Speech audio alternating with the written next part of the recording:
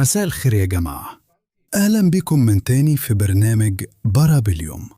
معايا الجنرال باولو كابيتاني ودانييلي مورو، وهنغطي حاجات كتير النهاردة. طبعا هنبدأ بموضوع ترامب وهرمز وإيران، لأنه اللي عمله ترامب أكيد مهم، سواء اللي عمله أو اللي لغاه، لأنه زي ما احنا عارفين مع ترامب في خلال 12 ساعة ممكن يغير رأيه، بس الأضرار بتفضل موجودة، لأنك ممكن تغير رأيك بس التصريحات اللي بتقولها الناس مش هتنسى كده بسهولة. الفكرة اللي جت لهم في الساعات الأخيرة كانت إن الأمريكان هيعملوا زي نظام حماية، يعني ياخدوا رسوم عبور 20% على هرمز. وأنا بقول لهم إن ده أغبى حاجة ممكن تتقال، خصوصاً ده بلد عنده منفذ على البحر، واللي دايماً كان عنده قدرة على فرض القوة بسبب المنفذ ده، والمنفذ ده مستحيل يتقفل، لأنه أي قوة بحرية عندها مصلحة في إنها تفضل حركة الملاحة مفتوحة، وده أول حاجة بتحاول تعملها،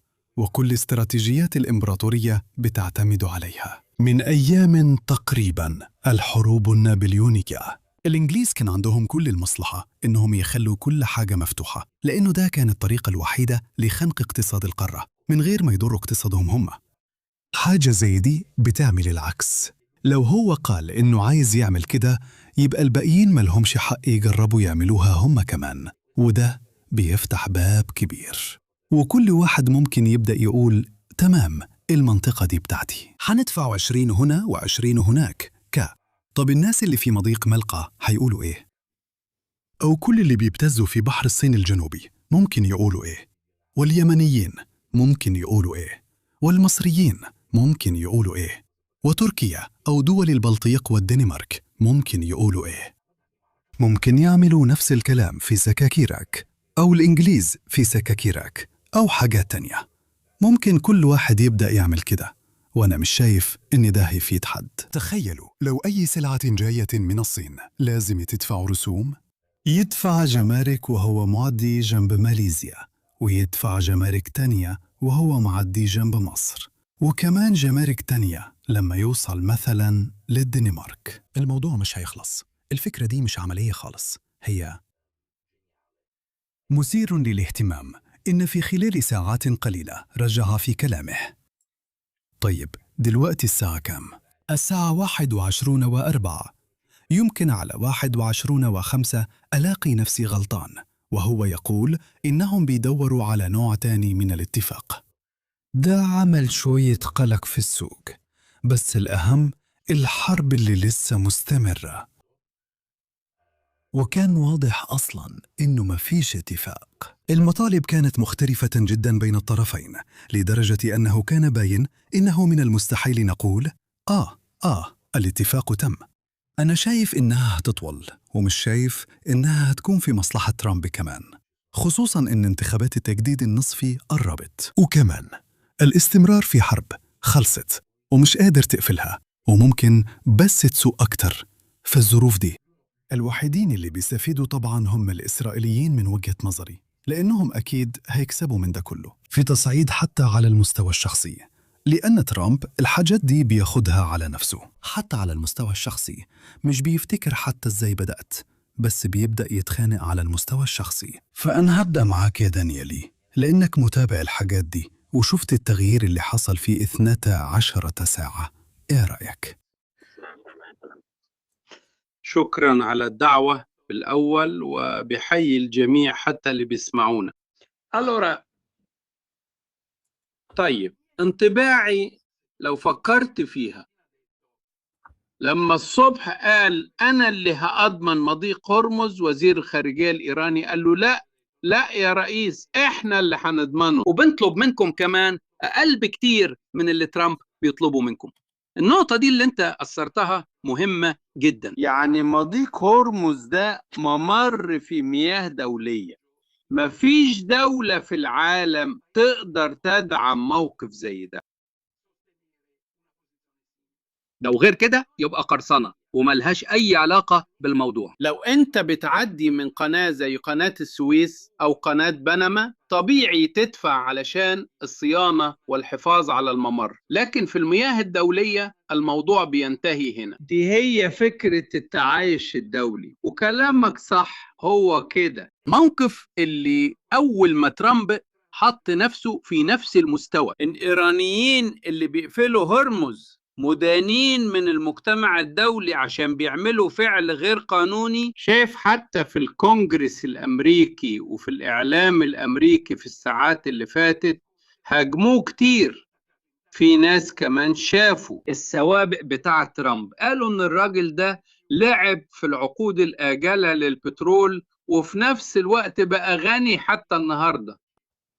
وبعدين في حاجة نظريا، من 7 دقايق ميركو 7 دقايق هو رد. الحصار في هرمز، يعني الحصار البحري الأمريكي، هيبدأ الساعة 9 بتوقيت إيطاليا. هيكون مثير للاهتمام نشوف أثناء المحادثة دي إذا كان هيحصل تطورات. تاني حاجة، النهاردة حصلت حاجة تانية بتحط ترامب في ورطة كبيرة جدا.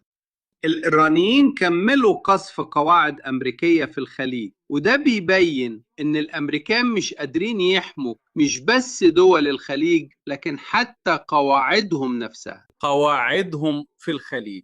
وده شيء مماثل، كلنا شفنا ده حتى مع الجنرال كابيتيني في الأسابيع اللي فاتت، مع اللي بيحصل للروس اللي مش قادرين يحموا مصافيهم. يعني عندك القوتين الكبار من ناحية الأمريكان ومن ناحية تانية الروس في سياق مختلف، واللي في الحقيقة مش أقوياء زي ما الناس فاكرة. وهختم على النقطة دي. إحساسي، وكنا بنتكلم عن ده من شوية قبل ما نبدأ البث ده، إحساسي إن ورا ترامب مفيش استراتيجية حقيقية مرة تانية.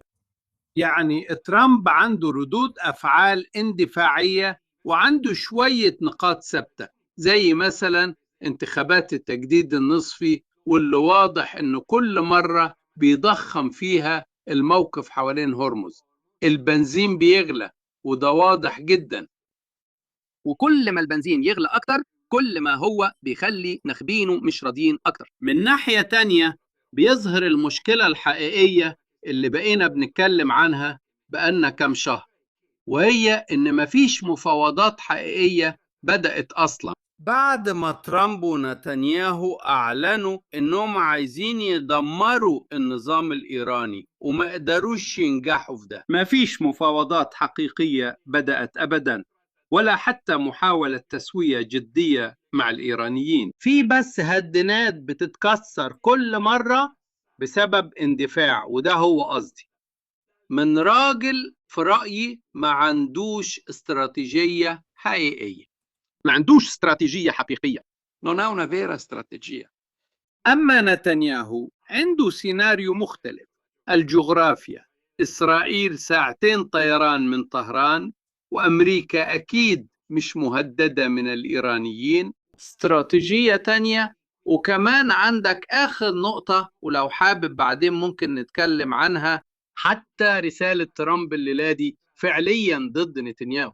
أو هناك اللي طلعت من شوية بس مش علامة كويسة للاستقرار أو محاولة لاستقرار المنطقة.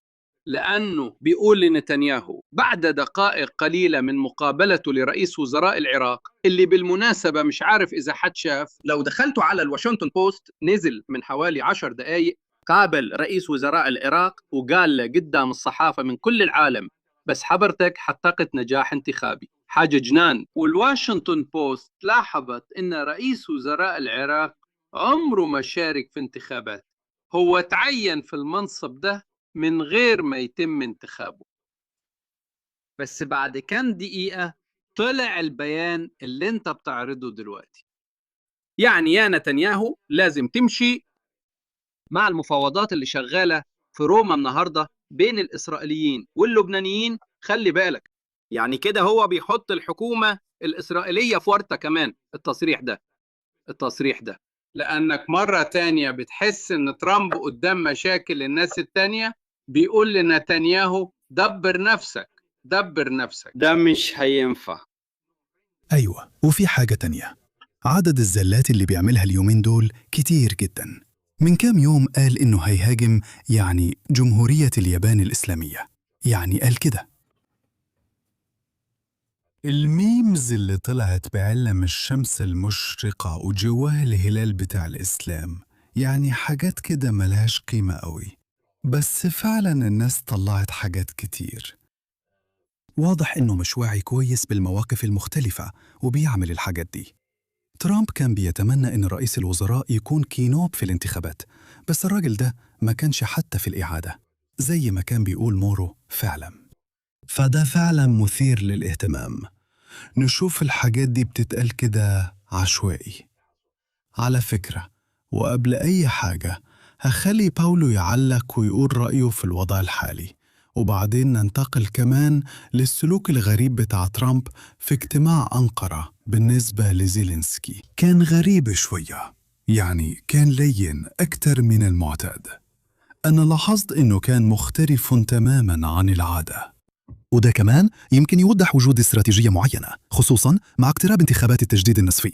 هو بيحاول يخلي الأمور طبيعية أكتر، وده مش كلامي أنا، ده اللي بتقوله استطلاعات الرأي الأمريكية، وكمان حتى في العالم الجمهوري.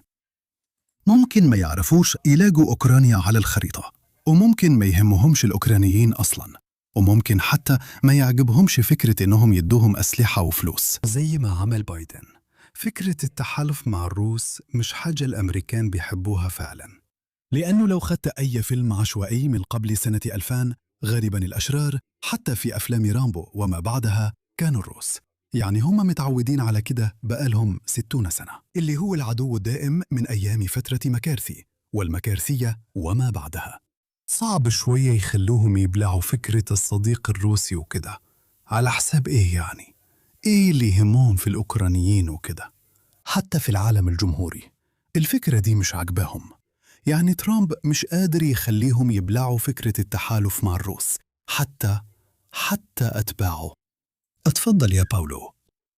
طيب، قبل ما أجاوب على سؤالك اللي هو سؤال فعلا معقد، كنت عايز أفكرك بحاجتين. أول حاجة إن النهاردة 14 يوليو يوم اقتحام سجن الباستيل، وده العيد الوطني الفرنسي، فكل سنة وحبايبنا وحلفائنا الفرنسيين طيبين. نعم يا باولو، لأني مش سامعه. الصوت واضح؟ أنا سامع نفسي. جرب شوية. انتوا سامعينه؟ كده أعرف إذا المشكلة عندي ولا لأ. يا باولو، انت سامع؟ كم من دلوقتي؟ انت كويس؟ طيب، تهانينا لفرنسا وللفرنسيين اللي كانوا ولسه كل أوروبا بتبص لها بشكل خاص. كانوا مثال أحيانا سلبي لكن في الغالب إيجابي عن الطريق اللي لازم تمشي فيه أوروبا، وإيه اللي لازم تعمله أوروبا بالنسبة لبعض المواضيع. وعشان كده من قلبي بقول تهانينا لفرنسا، ودي الخبر الحلو. وبعدين في خبر وحش لازم أفتكره. النهاردة عرفت إن صديق ليا توفى، وشخص مهم في تدريب العسكري توفى. الجنرال دومينيكو فيلاني اللي كان قائدي في لواء بيرسالييري جاريبالدي، وكان نائب رئيس أركان الدفاع لفترة طويلة. لكن الأهم إنه كان مثال للاعتدال والاهتمام بالرتب الأدنى. عمره ما فقد رغبته في التعليم، وكان دايما بيوري ازاي ممكن الواحد يتحسن حتى لو كان في رتب بعيدة عن رتبته، اللي كان ممكن تدي للجنرال فلاني فرصة يتجاهل. لكن لا، هو دايما كان شايف الجيش كأنه سلسلة من المعرفة والمودة والقيم، ودفع عنها دايما. النهاردة عرفت عن رحيل، وده بالنسبة لي وأنا متأكد لكثيرين غيري اللي عرفوه كانت خبرية خلتهم أكيد حزاني جدا. اعذروني إني استخدمت المساحة العامة دي في موضوعين شخصيين، ودلوقتي هجاوب على السؤال عن ترامب. الإحساس اللي عندي واللي بيخليني أسأل السؤال ده هو إن ترامب مش القائد، مش بيوجه أمريكا لأي اتجاه، والحد هنا كله تمام. لكن الجزء التاني هو الأكتر قلق، وهو إن مش مفهوم ليه أمريكا، كل الناس اللي مش ترامب مش حاسين ان هم محتاجين حد يمثلهم ويقودهم في اتجاه معين. لو تسمحوا لي استخدم تشبيه، الموضوع كأنه الأتوبيس. يعني السواق مش موجود وفي شمبانزي هو اللي سايق، وكل الركاب في الأتوبيس لسه بيلعبوا في الموبايلات، ومحدش واخد باله إن الأتوبيس رايح على مكان مش معروف. المأساة إن أمريكا بتسمح بالنوع ده من القيادة اللي بتلخبطهم بشكل كبير جدا على المستوى الدولي، وبتسبب لهم أضرار وأضرار كمان على المستوى الاقتصادي، لأن اللي بيعملوه ليه تأثيرات سواء على التضخم الداخلي أو على مصداقية العملة أو على زيادة التضخم في الدول الحليفة. يعني في مشاكل جدية فعلا بتتصادم على مستوى عالمي، ويبدو إن الولايات المتحدة مش واخدة بالها أو مش ملاحظة أو مش عايزة تاخد أي إجراءات. ودي أول مرة نشوف كده، لأن احنا متعودين يكون عندنا رئيس دولة اللي هو ممثل لمجموعة، ممثل لرؤية بتقود الأمة القوية دي في اتجاه معين. النهاردة لما نشوف مين ورا ترامب ده بيخوف شوية على المستقبل. حتى قبل ما نخاف على العالم بنخاف على مستقبل الولايات المتحدة نفسها، عشان نفتكر الأيام اللي فيها بدأ يشتم رئيس وزرائنا، وهناك حصل تغيير في التفسير. مش احنا اللي كان عندنا مشكلة مع ترامب، كان لازم يترد عليه. شوفوا يا أمريكان، المشكلة عندكم انتوا مش عندنا، المشكلة عندكم انتوا، إنكم ممثلين بشخص زي ده. المشكلة مش في الإهانة، لكن المشكلة هي العكس تماما. خدوا بالكم انتوا في إيد مين.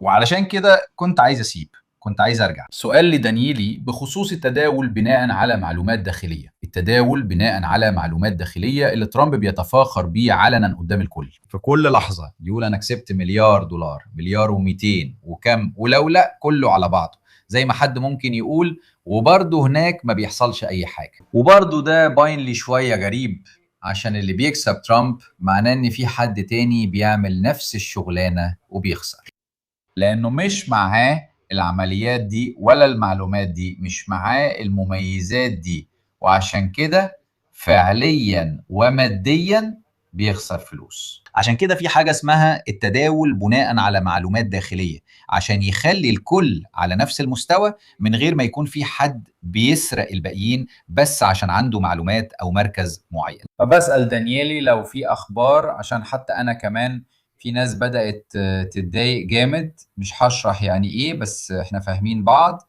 لان في ناس بدأت تخسر كتير. مفيش مشكلة.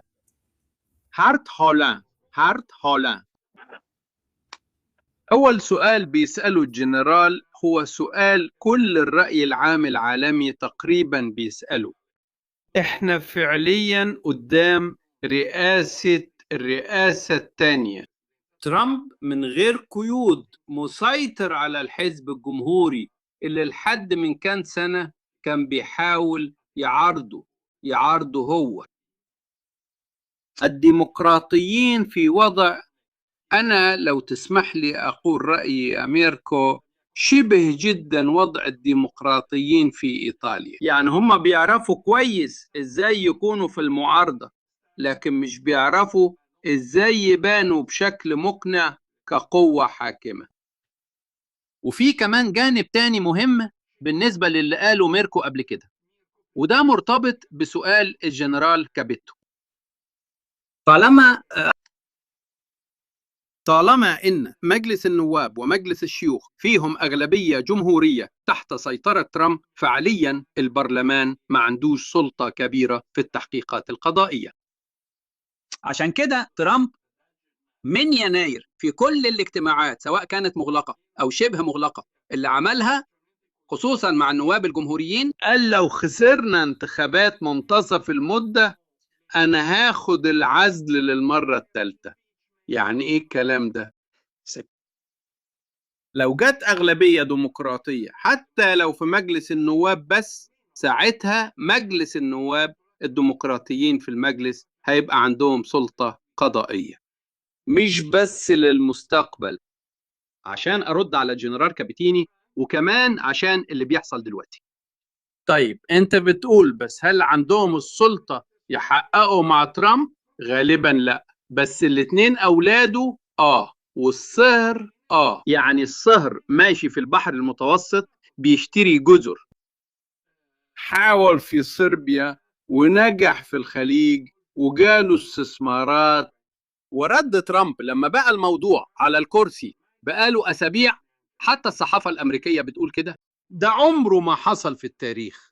250 سنة من تاريخ الولايات المتحدة الأمريكية إن رئيس وهو في منصبه يغتني بالسرعة دي وبطرق غير مقبولة بالشكل ده. الرد اللي هو بيقوله لك هو أنا كسبت عشان البورصة كانت ماشية كويس.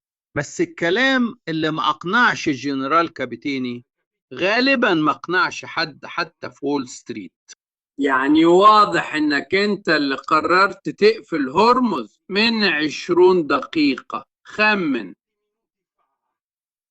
فالزورة يكفي إن واحد من مساعديك يعرف إنك من 3 ساعات كنت قررت اللعبة دي، اللي مش محتاج أمر عشان يعمل التداول بناء على معلومات داخلية. أنا متأكد إن من بين كل متابعين ميركو في ناس فاهمين أكتر مني في إزاي الموضوع ده سهل يتدار. على فكرة الموضوع التاني أحب ألفت نظركم إنه من كام شهر اتفتح، وإن في بعض المكاتب مكاتب قانونية خصوصا في واشنطن بتتولى دعم طلبات العفو الرئاسي. عادة بعض الجرائد اللي بتعارض ترامب بشدة لاحظت إن العفو الرئاسي بيحصل غالبا مقابل تبرعات كبيرة لحملات انتخابية بتعجب الرئيس. لكن النقطة الحقيقية اللي حابب أقولها للجنرال كابيتيني، وبرضه هنا أتمنى أكون غلطان وغالبا مكاتب العفو، هي إن من وجهة نظري ترامب ما عندوش أي استراتيجية. ترامب لسه شخصية قدرت تستقطب شريحة من أمريكا اللي عندها مشاكل اجتماعية ومش مرتاحة على المستوى الدولي. اللي قاله ميركو مختلف ومهم جدا مقارنة بروبيو مثلا. روبيو الصبح مش بس قال لازم نضغط علشان نخرج من المحكمة الدولية للجرائم، ده كمان قال لازم نقنع الدول الصديقة تخرج هي كمان. ويوم الخميس الجاي بعد يومين استدعوا في وزارة الخارجية. الجرائد الإيطالية كمان اتكلمت عن الموضوع امبارح، اجتماع مع 60 دولة منهم إيطاليا علشان ينسقوا مكافحة الإرهاب. بس اللي من اليسار، يعني في إيطاليا اليمين المتطرف مش لازم يقلق، في ألمانيا في فرنسا في إنجلترا، لكن اللي من اليسار لازم يقلق. 20 سفارة أمريكية في العالم بما فيها اللي في روما جالهم أمر من وزارة الخارجية إنهم يجمعوا كل الوثائق عن التحقيقات اللي شغال، المشاكل المفتوحة بخصوص الإرهاب، بس الإرهاب اليساري بس. يعني إيه الحاجتين دول؟ يعني الوثيقة اللي اتعملت السنة اللي فاتت عن السياسة الاستراتيجية الجديدة للولايات المتحدة الأمريكية اللي كانت بتتكلم عن التدخل حتى في أوروبا، عن أنواع الحكومات اللي موجودة في أوروبا واللي إدارة ترامب مش شايفاها متوافقة معاها. حتى ميلوني الموضوع ده ماشي قدام. يعني دلوقتي عندك موقفين في واشنطن. موقف ترامب اللي في رأيي مفيش عنده أي استراتيجية، لكن المجموعة أو جزء من المجموعة اللي شغالة معاه عندهم استراتيجية وبقوة. دي فعلا لو عايزين نستخدم مصطلح قديم، يمين يمين بجد. وبعدين عندك الاقتصاد الأمريكي. هقول لكم آخر معلومة. الرسالة اللي انت بعتها في الشهور اللي فاتت لباقي العالم باتهامات ظالمة وجاحدة، الجنود اللي حاربوا زي الإيطاليين في أفغانستان في العراق اللي اتقال عليهم خونة وكده، ده خلاك تعمل استطلاعات رأي إنه ما بين إيطاليا وإنجلترا وباقي أوروبا من 77 ل 80% حتى من ناخبي يمين الوسط بينتقدوا مش أمريكا لكن إدارة ترامب. وده كمان بيحط حكومات يمين الوسط وأحزاب يمين الوسط في أوروبا في موقف صعب، اللي كانوا مؤيدين لترامب لحد ما ترامب عمل الخطوة اللي بعد كده ووراك إنه هو ما عندوش أصحاب، ما عندوش حلفاء، عنده زباين.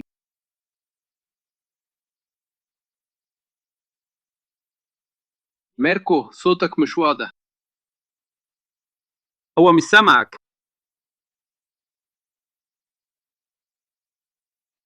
وانت كمان. فدي النقطة اللي كابتني بيطرحها، وده مرتبط بكلام ميركو. شكرا. دي مشكلة جدية جدا لأنك ما عندكش استراتيجية. كان لازم تعترف إن الأوكرانيين بقوا بشكل ما مش طرف سلبي، ما كانوش بس بيتضربوا على دماغهم من الروس لأكتر من 4 سنين، لكن بدأوا يردوا الضرب. وكلنا عارفين إن ترامب بيحب النوع ده من المواقف، بيحب الأقوياء الكسبانين حتى لو كانوا بشر عاديين. ومن ناحية تانية عندك وضع في هرمز بعد كل اللي حصل في رأيي ما بقاش ينفع يتواجه بأي استراتيجية لو كان عنده استراتيجية أصلا.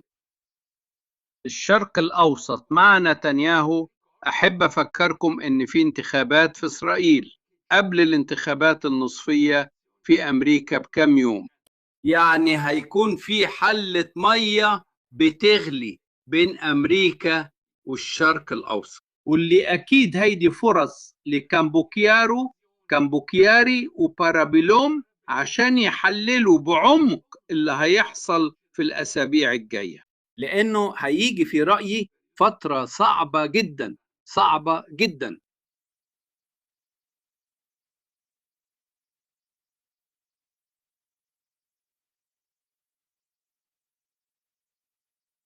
مش سامعينك.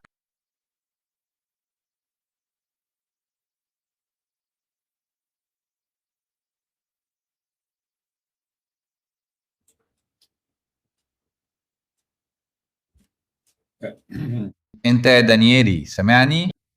تمام، كله تمام. واحنا مستنيين ميركو يحل المشكلة. بصراحة مش شايفك خالص، الصوت مش واضح ومش شايفك. اهو دلوقتي الصوت واضح. اسمع، اهلا بيكم من تاني. ها هو هنا، ها هو هنا. ايه اللي حصل له؟ كنت عايز أسألك ليه فجأة بدأ يعمل أمر تقييدي على ميلوني وكده؟ دي حتى ما كانتش بتتكلم خلاص. هل ده عشان كان عندها الجرأة إنها ترد عليه؟ والتاني هو موضوع الموافقة على مشروع قانون بإنفاق 350 مليار للدفاع، ودي رقم خرافي بصراحة. لو قدرت تلاقي ماشي، مفيش منطق في اللي بيعمله، بس 350 مليار في رأيك القانون ده هيتوافق عليه؟ لازم نشوف، بس أنا بقول رأيي، بس الجنرال كابيتيني طبعا عارف أكتر مني. لازم نشوف جماعات الضغط بتاعة السلاح في البرلمان الأمريكي بيتمنوا يوصلوا لإيه. واحد من المشاكل اللي أثروها أول ما هو اتكلم عن الموضوع ده ميركو كانت بما إن الاستثمارات في المجال العسكري بتحتاج وقت طويل جدا، مين يضمن لنا إنه لو في يوم من الأيام الشخص ده ما بقاش في البيت الأبيض إن الرئيس اللي يجي بعده والرؤساء اللي بعده هيفضلوا يلتزموا بالأوامر دي. دي مشكلة فعلا بتواجه كمان صناعة الدفاع في أوروبا، وده في الحقيقة دايما في نقطة محدش يقدر قدام تغييرات المزاج أو الاستراتيجية. آدي تفسير ليه هو هاجم ميلوني. هو ما هاجمش ميلوني عشان هي كانت عايزة تاخد سيلفي، لأن بصراحة بين الكبار مش ممكن يكون ده السبب، مش ممكن يكون ده. الحقيقة إنه هو دخل نفسه في ورطة، وكان هدفه اللي جابه نتنياهو ورئيس الموساد، واتكلمنا عن ده قبل كده كذا مرة ومحدش نفى الكلام ده. اتورط لما اعتمد على 2 من تجار العقارات في نيويورك، وتكوف صاحبه في الجولف وجوز بنته، مش عارفين حتى هم بيكلموا عن ايه. تخلصوا من كل الخبراء. انتوا عارفين في وزارة الخارجية بيتهيألي ان الاتنين الدبلوماسيين الامريكان الوحيدين اللي كانوا بيعرفوا فارسي اتفصلوا على ايد ماسك من 1.5 سنة. المفاوضات اللي قبل كده اللي ترامب ما كانش بيحبها اللي عملها اوباما اخذت 2 3 سنين، كانت مدروسة كويس. خد بالك الايرانيين كمان عندهم ناس اتفصلت من ناحيتهم. لو انت باعت 2 مش مؤهلين يتفاوضوا، ما ينفعش تفتكر ان هم عشان ايرانيين هتروح تقول لهم بص انا هقصفك. الموضوع مش كده، هو ورط نفسه في مشكلة كبيرة. دور على أنكي. عشان كده أنت محتاج الخبراء. دي هتعجب باولو، لو لأ هينتهي زي معاهدة أوتشالي. مش عارف لو كتير يعرفوها، اللي احنا كتبنا فيها المعاهدة بالإيطالي. وإحنا اللي حصل إن النسخة بتاعتنا ما كانتش بتقول اللي هم كانوا بيقولوه. عشان كده لازم حد يعرف يعمل الحاجات دي كويس. بس عشان أرجع وأكد كمان على اللي قاله دانييلي مورو، هقول لكم واحد أكيد مش من أنصار ترامب، وهو لافروف. لافروف في الدبلوماسية على ما أظن من سنة 74 حاجة زي كده، يعني هو اتولد وهو لابس قبعة الدبلوماسية. قبل ما يبقى كده بيقول، وده تحديدا عن الشرق الأوسط، بيقول أنتوا مش شايفين فكرة إنكم تشاركوا مع الولايات المتحدة على طاولة تفاوض لحل مشكلة الشرق الأوسط؟ ولافروف بيرد إحنا بالعكس بنرحب جدا. لو بس في وزارة الخارجية الأمريكية لقينا واحد يعرف على الأقل يحدد فين الشرق الأوسط على الخريطة. يعني دلوقتي ممكن تقول عن لافروف أي حاجة، بس مش إنه مش بيعرف يعمل شغل. ولو أقدم دبلوماسي في العالم بيقول لك إنك في مجاله مش عارف حتى أنت تتكلم عن إيه، أكيد هتتضايق وتحس بنفسك صغير. هتحس بنفسك صغير زي ما يكون أخدت تقييم مش كويس من نوع معين. بس أنا بأكد تاني، يمكن أنا أوروبي زيادة عن اللزوم أو حتى تفكيري محلي شوية، وبالنسبة لي ده في الآخر حاجة أفتخر بيها. بس في أوروبا أي معارضة كانت هتطلع للناس وتوضح التناقضات دي كانوا هيقولوا إيه الكلام ده؟ انتوا واخدين بالكم هو عمل إيه؟ يعني كمان وده اللي فعلا بيخوفني، إنه النظام أول ديمقراطية في العالم المدافع عن الإيمان، كل ده اللي بيجهزه كله عشان يعمل كده. مفيش صوت، لقيت شوية جرايد اللي بيعملوا كده عشان الفلوس والمكسب، فطبعا لازم يعملوا كده. لكن صوت سياسي يقول انت بتعمل ايه بالطريقة دي، والمعلومات في ايدك. تخيلوا نفس الوضع ده لو انعكس في اي بلد اوروبي. احنا فرمناه بمعنى الكلمة. كنت عشان ترابيزات بعجل وقفلوا مضيق هرمز. حطوا الاتنين على نفس المستوى وشوفوا بنفسكم، واحنا فرمناه بمعنى الكلمة. وعنده حق، يعني السيطرة على المعارضة السياسية وكمان الاجتماعية في أوروبا في النهاية مش زي بتاعت الثمانينات أو السبعينات. احنا بنتكلم عن اللي موجودة دلوقتي، بس سواء كده أو كده مش هتقدر تعمل كل الحاجات الغلط اللي على مزاجك من غير ما حد يتكلم. أنا ممكن أقبل إن محدش يعمل حاجة، بس إن كمان محدش يقول ولا كلمة ده كتير شوية. وده بيخليني أقلق جدا جدا جدا على المستقبل بعد ترامب. يعني لو ده هو الحال في الدولة يا جماعة، مش عارف إزاي، مش عارف هينتهي على إيه. وهتقول لنفسك إيه اللي يهمك؟ إحنا مش فارق معانا، بس الولايات المتحدة اللي بتمر بأزمة كبيرة ممكن توصل لنتائج عنيفة أو نتائج مش واضحة. ده بيخصنا احنا كمان بشكل مباشر. خلينا نفتكر، انا مش اقتصادي واكيد هغلط، بس شوفوا كده ايه هو وضع الاقتصاد الامريكي. اقتصاد ركز كل حاجة، ويمكن كمان عندهم حق، على الذكاء الاصطناعي وعلى التكنولوجيا العالية جدا. ورا الصحراء عندهم شوية زراعة كويسة وعددهم مش قليل، بس بين الكورن فليكس والذكاء الاصطناعي في النص ما بقاش عندهم مصنع بيعمل مسامير وصواميل. عندهم دين عام يخض. في النقطة دي في حاجة أساسية. لو في الحرب العالمية الثانية كانت أمريكا هي ترسانة الديمقراطية، ودي كانت نقطة أساسية، وبالفلوس ساعدت في إعادة إعمار أوروبا. أولاً لأن ده كان ضروري، وثانياً لأني في الآخر أحسن طريقة تعمل بيها شغل هي إنك تستثمر حتى في حلفائك اللي بعد كده هيعملوا تجارة معك. فبالتالي خطة مارشال رجعت كمان في شكل تعاون، وكمان تعاون عسكري، وهكذا النهاردة بقت وسيلة للسيطرة. سيطرة سياسية، وكمان سيطرة من ناحية الديون اللي بتربط الدول التانية بشكل معين.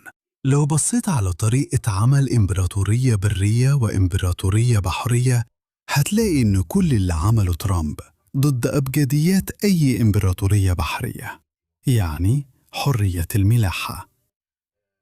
تشجيع التجارة والاستثمار في الحلفاء. بما إنك مش ممكن تتعرض لهجوم، يعني في النهاية هتروح تحارب مع الحلفاء في بلاد الحلفاء لو حصل اعتداء، أو مع الحلفاء في مكان تاني. هو تقريباً مزق كل حاجة في الاتجاه ده. كمان لأن لعبة العقوبات وكمان لعبة الرسوم الجمركية دي لعبة صفرية، يعني أنا أبان إني شاطر. شوف، أنا فرضت عليك رسوم 50% وإنت سكت وخدتها على نفسك. انت اللي هتدفع. بتنفع مرة واحدة، بعدين حد تاني بيبطل يعملك خدمات. لكن لو بتعملوا اتفاقات تفيدكم انتوا الاتنين على المدى الطويل، عارف ايه الموضوع؟ كل الاختيارات دي اختيارات قصيرة المدى جدا، وبتفيد دايرة أضيق كمان من الناس اللي حوالين ترامب. قبل كده كانت الدائرة دي ممكن تكون مجموعة من المفكرين، زي مثلا اللي حوالين وولف أو حوالين بوش وهكذا. دي مش اختيارات رجال دولة، دي مش اختيارات طويلة المدى. والحاجة دي واضحة سواء في أوروبا أو طبعا مع ترامب، إنهم مش رجال دولة. دي مش اختيارات تقول فيها اعمل حاجة علشان الجيل الجاي أو 20 سنة الجايين حاجة هتتحسن. بياخدوا قرارات بيكون فيها مكسب، أوقات المكسب ده بيبقى محدود في أسبوع أو شهر. شكرا جزيلا. أنا علشان أكمل كلامك، وابتداء من كلام روزفلت اللي قال لازم نتحول لترسانة الديمقراطية. كلام جميل وعالي جدا، أنا مهتم جدا. اللي زود الأزمة بتاعت سنة 29 والانهيار الاقتصادي في الولايات المتحدة في أول 5 أو 6 سنين من الثلاثينات، يعني كان كلام على المدى الطويل.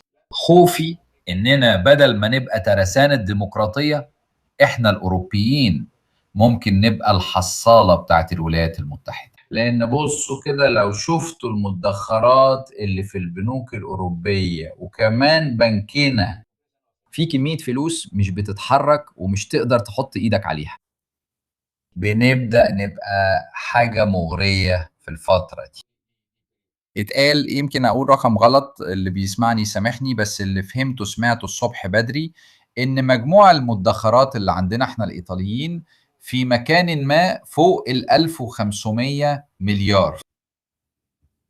لو مش 1500 يبقى 1600 كفاية. تشوف إن الاحتياطات الذهبية الإيطالية هي الثالثة أو الرابعة على مستوى العالم يعني. والحكاية دي في بلد على وشك الإفلاس، إزاي ممكن يحطوا إيديهم عليها؟ عن طريق تشريع بنكي يكون في صالحهم، وعن طريق إمكانية إنهم يخترقوا نظامك القانوني بنظامهم ويعملوا نوع من الدمج العام ويستفيدوا من البئر ده عشان يفضلوا واقفين على رجليهم لأطول فترة ممكنة.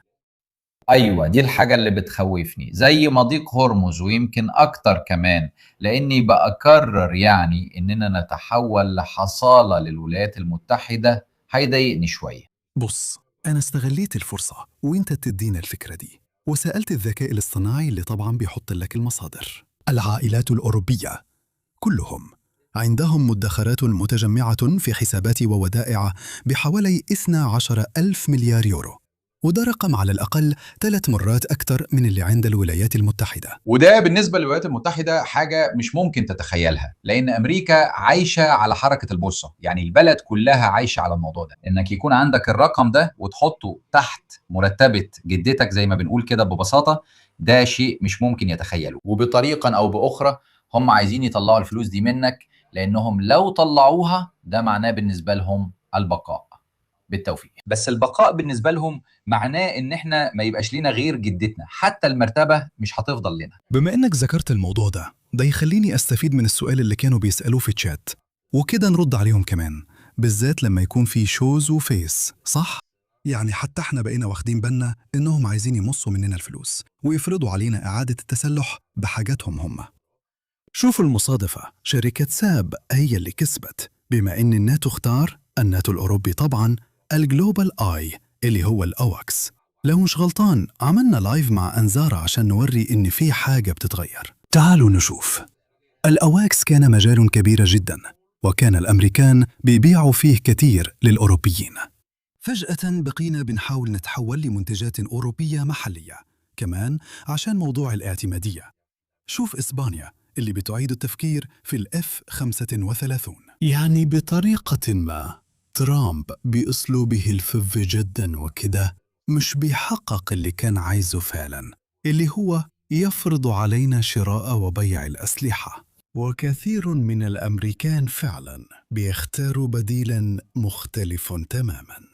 فمش عارف خطته هتنجح قد إيه. وزي ما دانيلا قال فعلا ساب على كبار مصنعي السلاح يعمل صفقات مع خطة ضخمة لترامب ب350 مليار، لو بعد سنتين ممكن تتقلص أو تتلغي خالص. وفيه تاريخ كبير، وإحنا عملنا لايف مع أنزارة عن موضوع التوريد العسكري كام مرة. حتى في إيطاليا كانوا بيطلبوا 200 دبابة أو 500 سنتورو، وبعدين العدد كان دايما بيقل حسب الظروف. يعني ريكاردو واحد من المستمعين فكرنا ان نحن كايطاليين اخترنا ايرباص كمزود بدل بوينغ، والاسبان تخلوا عن الF-35. دي ملاحظات جدية فعلا. لا شكرا للي نبهنا على الموضوع ده.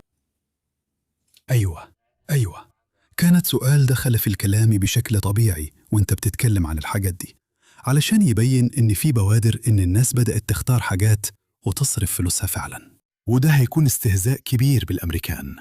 أيوة إحنا بنصرف فلوسنا بس مش بنشتري حاجتك.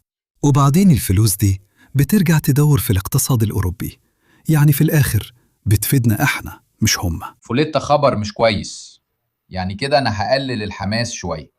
مع النظام الجديد لإدارة فتح صناديق المعاشات، الالتزام ده إنك لازم يكون عندك المعاش، صح؟ القانون الجديد بتاع المعاشات بيقول إن من السنة دي الإيطاليين يقدروا يستثمروا تعويض نهاية الخدمة بتاع عمالنا في البورصة الأمريكية. لو مش عايز تعمل كده لازم تقول إنك مش عايز الفلوس دي تتسحب وتتوظف بطريقة تانية. ده معناه إنك هتربط مستقبلك بعد الشغل بأداء البورصة الأمريكية، واللي على فكرة حصل فيها انهيارات مش بس سنة 29، حصل فيها انهيارات كبيرة كمان في 2008. وواضح ان انهيارات البورصة بتزيد كل ما الوقت بيعد. ودلوقتي في فقاعة التكنولوجيا وفقاعة الذكاء الاصطناعي اللي كل شوية الناس بتتكلم عنها. ودلوقتي مع ان مش كل الناس متشائمة، يمكن في حد فيهم مش كده. بص، اللي قاله باولو مثير للاهتمام، لأن من حوالي شهر عملنا لايف مع إيف بارباتو عن فقاعة الذكاء الاصطناعي، لأنه في حاجات كتير مرتبطة بترامب. ترامب فعلياً سمح لإيلون ماسك اللي أكيد كان بيضغط سياسياً، غيروا القانون بحيث إنه شركته حتى لو ما كانش عندها تدفق نقدي إيجابي تقدر تدخل البورصة في خلال 15 يوم. وكمان في قانون أمريكي مش بالضبط بيلزم، بس هي شوية حركة ملتوية. يعني صندوق 401k الأمريكي اللي هو صندوق المعاشات برضه، يعني مثلاً بيستثمر عادة في أكبر 100 شركة. ولو أنت بتستثمر في أكبر 100 شركة كسمسار، بيتولى صندوق معاش حد من خلال الصندوق ده. لو أنت بتستثمر في أول 100، لو حصل انهيار أنت مش مسؤول قانونياً لأنك بتستثمر في أكبر 100 شركة.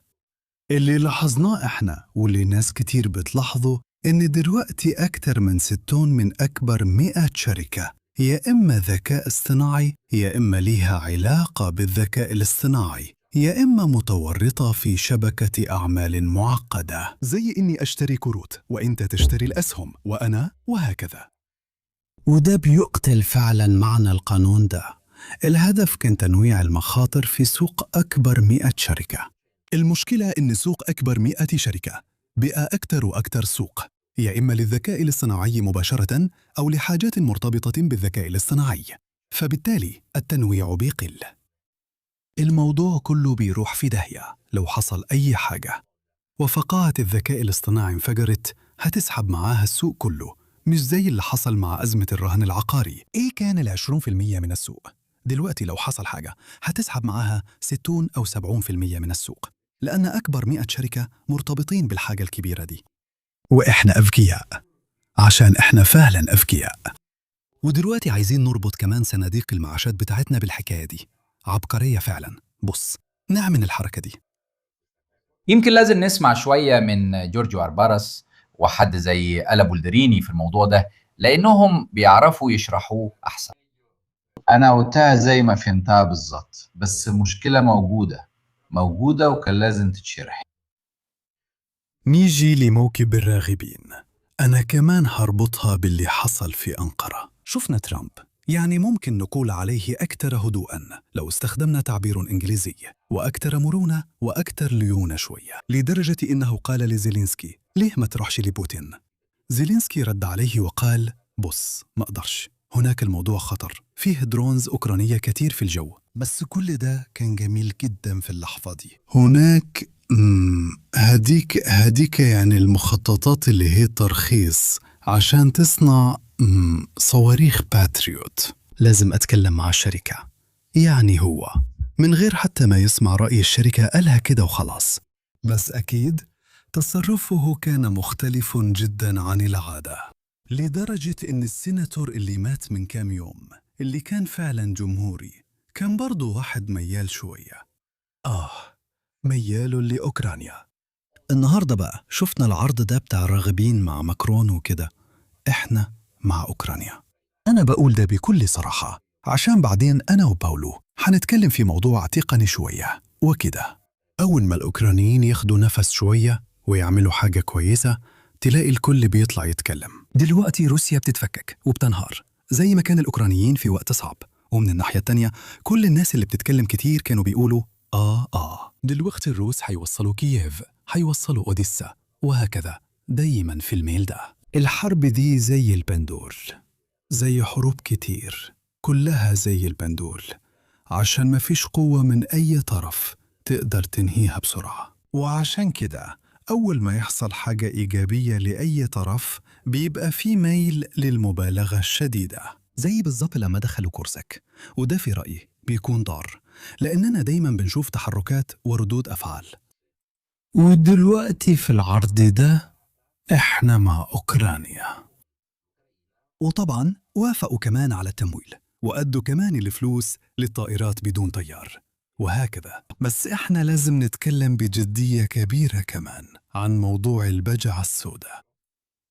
أحداث غير متوقعة ممكن تحصل أو مش ممكن نتوقعها، لأني شفنا كتير منها في الحرب دي. عشان كده أنا عمري ما حسيت بالحماس ده، حتى في 2023 لما كنت بشك في استمرار الدعم الغربي. وأعتقد عندي حق في كده، لأن كل حاجة كانت معتمدة على الأمريكان. التجربة بتعلم، والأرمن ممكن يقولوا حاجة، والأكراد وكمان الأفغان اللي اتولدوا في 20 سنة اللي فاتوا. يعني العرض ده قد إيه في حاجات حقيقية فعلا، وقد إيه الموضوع مجرد استعراض أو لقطة سياسية، وقد إيه فيه فعلا مضمون. من وجهة نظرك يا دانيالي؟ طيب، من الناحية السياسية النتيجة كويسة مش ممتازة. ما ننساش لما الجنرال كابيتيني بيذكر النهاردة العيد الوطني في فرنسا، إن ده آخر عيد للرئيس الحالي ماكرون. استضاف امبارح والنهاردة أغلب السياسيين المهمين في أوروبا. واضح إنه قدام عجز الاتحاد الأوروبي ككل، اخترعوا موضوع الراغبين ده، ودي زي نوع من التحالف بين اللي موافقين، زي ما بيحصل في مواضيع كتير بس بيتكرر كل مرة. المشكلة إنه لو أوروبا اللي فيها 27 دولة بتشتغل بس بالإجماع ومع حق الفيتو لازم تلجأ للحاجة دي. بين قوسين الحيل دي ليها حدود كبيرة، بمعنى إن الرسالة السياسية موجودة. رد فعل لافروف اللي كان كابتني ذكره قبل كده كان مثير للاهتمام، لأن لافروف كان متضايق جدا. الهجوم اللي عملوه ضد اللي انضموا امبارح في باريس كان هجوم نابع من قلقهم، وطبعا ده بيجي مع ان الاوكرانيين على الارض بيغلبوهم جامد من غير ما يكسبوا، بس اكيد سببوا مشكلة داخلية للروس. لو بصيتوا على الدعاية الروسية دلوقتي المروجين بتوعهم بيقولوا فعلا في مشاكل، مفيش بنزين وفي تقنين. بس فاكرين في التسعينات في روسيا كانوا بيسرقوا المساحات عند الإشارات؟ أنا فاكر كنت هناك حتى لما كنت توصل للإشارة. في موسكو كان لازم تاخد بالك لو وقفت، لأنهم كانوا فعلا بياخدوا منك المساحة. يعني البلد دي كانت خلاص انتهت. يعني عندك وضع أكتر غموض. لما ميركو بيتكلم عن البجعة السوداء، الخطر فعلا هو ده. يعني إن الروس يبدأوا يواجهوا مشكلة داخلية. هم كمان عندهم انتخابات في سبتمبر لو أنا فاكر صح. هيبدأوا يواجهوا مشكلة داخلية. لو بصيتوا على الاستطلاعات دانيالي تعال نراهن، داخل معايا في الرهان 1000 يورو إن بوتين هيفوز. طيب، في الاستطلاعات لسه نسبته مرتفعة، بس مش عالي زي سنة فاتت أو سنتين فاتوا أو 3 سنين فاتوا. لا، أسلوب بتاع ترامب فأنقرة أكيد عمل مشاكل، وكمان في موسكو. هضيف حاجة تانية كان الجنرال كابيتيني بيبدأ يتكلم عنها قبل كده، اللي كنا أكدنا عليها من يومين، واللي في رأيي كويس نفتكرها النهاردة كمان. خدوا بالكم إن المشكلة للأمريكان مش بس إن الأوروبيين أخدوا كلامهم على محمل الجد، وإنهم لو هيشتروا أسلحة هيشتروا أخيراً، لكن مش بالضرورة يشتروا أسلحة أمريكية. وهنا عايز أشوف هيحلوا الموضوع ده إزاي. بس لما ترامب قال، على الأقل قال لأردوغان أخيراً هبيع لك الاف 35، قاموا زي اتنين. فقدوا عقلهم. مش بس نتنياهو، الإسرائيليين. روح قول للإسرائيليين إنك هتدي الاف 35 للأتراك كمان. لكن اللوبي اليوناني اللي بيتابع قناتك عارف، وسهل كمان يتأكد، صغير من حيث العدد. يعني عشان ندي فكرة، هو 3 اللوبي الإيطالي، لكن اللوبي اليوناني قوي جدا في بعض الولايات. مثال ولاية زي نيوجيرسي مثلا. وما ننساش أبدا إن انتخابات منتصف المدة بتكون على النواب. مش بننتخب ترامب أو مرشح ديمقراطي، بننتخب نائب واحد بس. وطب النائب ده بيصوت إزاي بعدين في البرلمان لما يجي يصوت إذا كان يبيع أو ما يبيعش؟ لأن القرار لازم يعدي على البرلمان. بجد الاف 35 للأتراك. حتى هناك عمل لخبطة، وهو بيحاول يكون لطيف، لأنه قال له كمان أنا جاي اجتماع الناتو بس عشان أنت اللي عزمتني. يعني أنت فاهم إنك دخلت في نظام بيتجمع فيه. آخر نقطة كنتوا بتتكلموا عنها، لما كابتيني بيقول إحنا الأوروبيين بننتج مدخرات أكتر بكتير من اللي نقدر نستثمره في اقتصاديات أوروبا، هو بيقول كده. وده بالظبط اللي كتبوه من شهور ماريو دراجي وإنريكو ليتا. يعني أوروبا ما عندهاش فرص استثمار كفاية جوه البورصات الأوروبية، وده مشكلة. المشكلة الثانية إننا حتى النهاردة بنستخدم تكنولوجيا شبكات إنترنت وكروت ائتمان وكل حاجة تقريبا أمريكية. وطول ما كنا أصحاب وحلفاء، وحتى لو كنا شوية تابعين، ما كنتش مشكلة. ليه؟ احنا كنا بنبيع بضايع للأمريكان، بضايع أكتر بكتير من اللي الأمريكان كانوا بيبيعوها لنا، وفي المقابل هم كانوا بيبيعوا لنا خدمات. لو بصيتوا على البيانات هتلاقوا ان تقريبا رغم الكلام اللي قاله ترامب السنة اللي فاتت كان في توازن، بس في اللحظة اللي انت فيها قطعت علاقتك مع باقي العالم وقلت انك هترجع الصناعات لأمريكا، في النقطة دي كابيتاني عنده حق. بعد سنة ونص انت ما رجعتيش اي حاجة فعلا. كنت بوريكم عشان نفك شوية القبعة دي. القبعة دي اللي كل الناس عارفينها اتعملت في كمبوديا، مرات تانية كانت بتتعمل في الصين أو في فيتنام. طيب، على حسب كلام ترامب السنة اللي فاتت القبعة دي وقفوا إنتاجها في كمبوديا وبدأوا ينتجوها في الولايات المتحدة الأمريكية. أي اقتصادي في أول سنة في الجامعة هيقول نفس الكلام. قال له بص، في كمبوديا بتكلف 20 سنت وفي أمريكا بتكلف $10. خمن كده يا ترى كام كاب موجودين؟ بتوع ترامب النهاردة بيتصنعوا في الولايات المتحدة الأمريكية بس، ولا واحد. يعني انت وعدت كأنك عايز ترجع صناعات إيطاليا فككتها من 20 أو 30 سنة. إيطاليا بعتتهم وإحنا كمان للصين وفيتنام وكمبوديا وهكذا. دلوقتي هترجعهم لإيطاليا، ولازم كمان تثبت لي حاجة. بس البلد دلوقتي لسه قادرة تلاقي عمال مستعدين يشتغلوا النوع ده من الشغل، لأن الكلام سهل لما نقول هرجع الشغل، الصعب هو التنفيذ فعلا.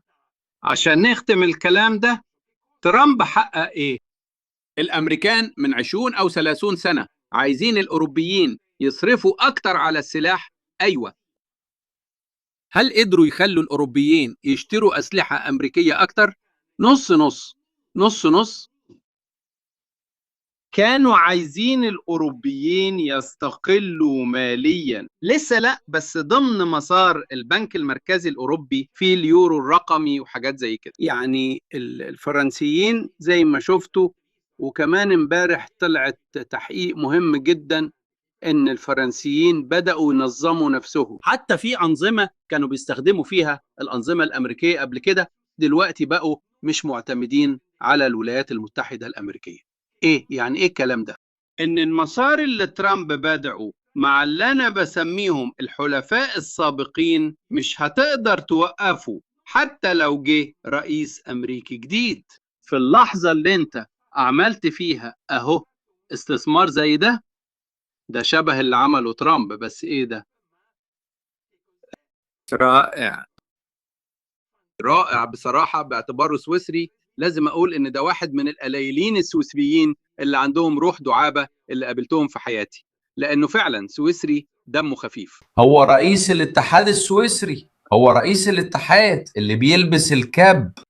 مش عارف، هو مش أجمل حاجة. مش متأكد إذا الشعب السويسري بكرة هيقدر زي ما احنا قدرنا التصرف ده اللي كان فعلا فيه روح دعابة. بصراحة كان فيه روح دعابة كبيرة. طيب، الموضوع هو كده.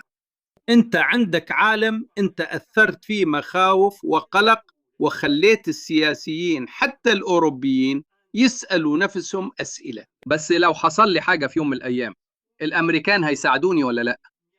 عشان على ده كان مبني 80 سنه من التحالف في الخليج. وده اخر كلامي. الاجابه وصلت بالفعل في ال3 شهور اللي فاتوا. في الخليج، دول الخليج اللي بيروحوا يشتروا الطيارات بدون طيار من الأوكرانيين واللي ردوا بالفعل على ترامب: انت ما حمتناش. وخدوا بالكم ان حتى النهاردة القواعد الأمريكية في الخليج اتضربت. ده معناه ان الأمريكان مش بس ما قدروش يحموا دول الخليج، دول حتى ما قدروش يحموا نفسهم في الخليج. خدوا بالكم، دي حاجات ما ينفعش نقول عليها بعدين نشوف أو نصلحها، عشان مش سهل تتصلح. أكيد ده فقدان للمصداقية. بالعكس، القاعدة الأمريكية بتجيب لك مشاكل بدل ما توفر لك الأمان. ودي حاجة العرب هيحسبوا حسابها. في حاجة ليك يا باولو، لافروف بيقول إن أوروبا بتحاول تقوض الاتفاقات بين أمريكا وروسيا، كأنه معتبر إنه الاتفاقات اللي عملوها مع ترامب في ألاسكا لسه سارية. بالضبط، أي اتفاقات؟ لأني شايف إن ترامب نفسه مش واضح مع الموضوع. في رأيي ترامب نسي أصلاً إيه اللي اتقال بينهم في ألاسكا. بس يمكن في موظف روسي نشيط خلاه يقعد ويكتب، وقال له اقعد خد القلم اكتب اللي بتقوله وامضي عليه. وبرضه لو ما تمسكوش بده الروس الغلابة هيفضل ايه في ايديهم؟ يعني دلوقتي لازم يتعلموا صيني بسرعة لو عايزين يتكلموا مع حد يسمعهم دلوقتي. الحاجة الوحيدة الإيجابية في المعسكر الغربي بترجع للاتفاقيات والاجتماع اللي حصل في الأنكاريج. هناك زي ما انتم شايفين كانوا بياكلوا، وطبعا الأكل كان ممتاز زي ما ترامب قال، أنا جاي لكم عشان عارف إن الأكل هنا حلو، جاي تركيا، جاي مخصوص عشانك، لأنك إزاي تقدر تديله التجلياتيلي، أنت الوحيد اللي تقدر تعمل كده. أهو ده بالظبط شكل مشاركة ترامب في قمة الناتو.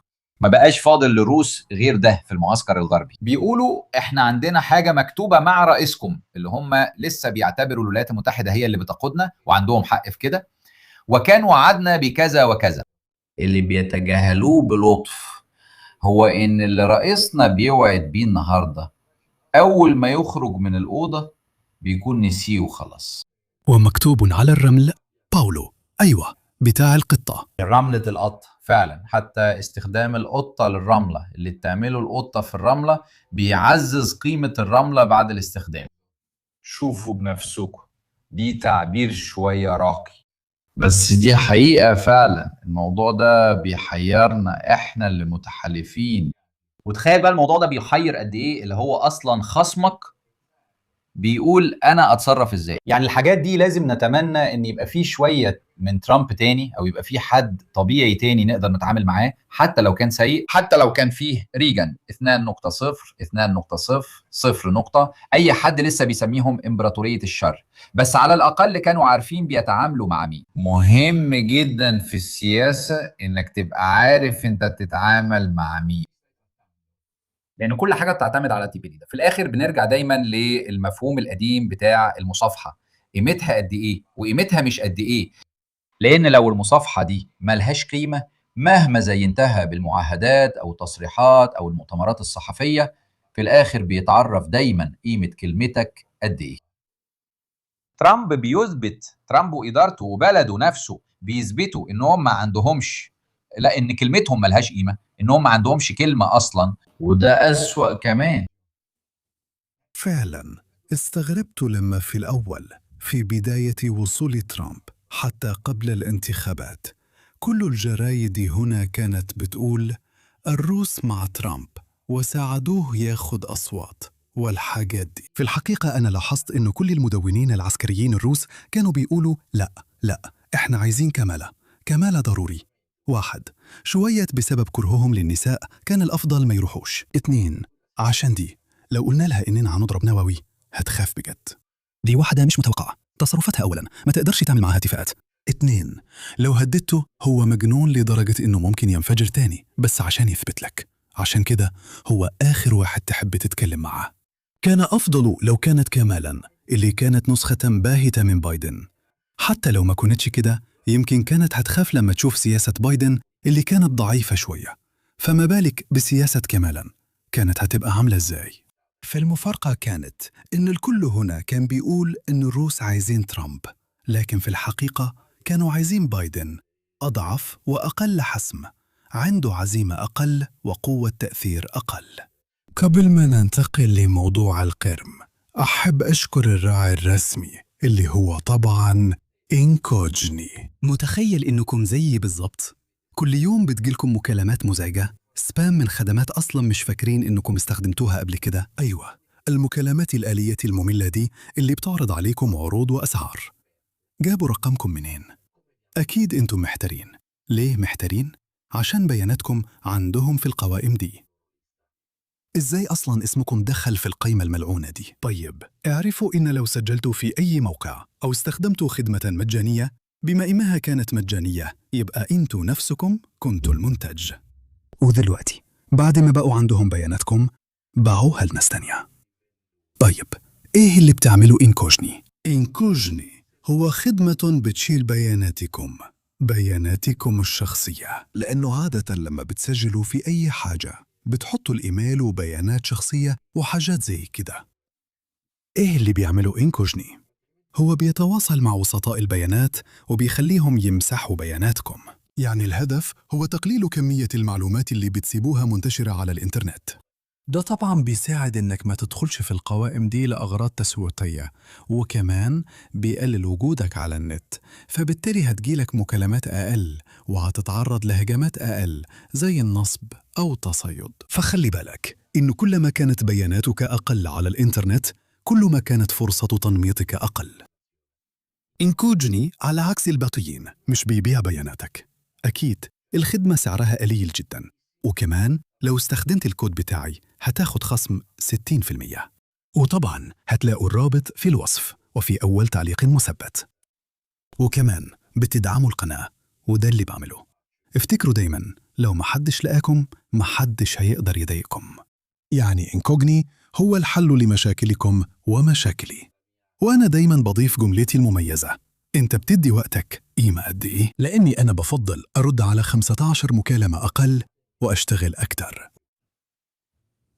فخلينا نيجي لموضوع البرم، يعني اللي بيحصل هناك وإزاي بيتحكي عنه وهكذا. دايما في ميل للمبالغة في كل تصرف بيعمله أي طرف من الطرفين. بقرأ عن مغالطات منطقية زي المنحدر الزلق وحتمية الأمور، صح؟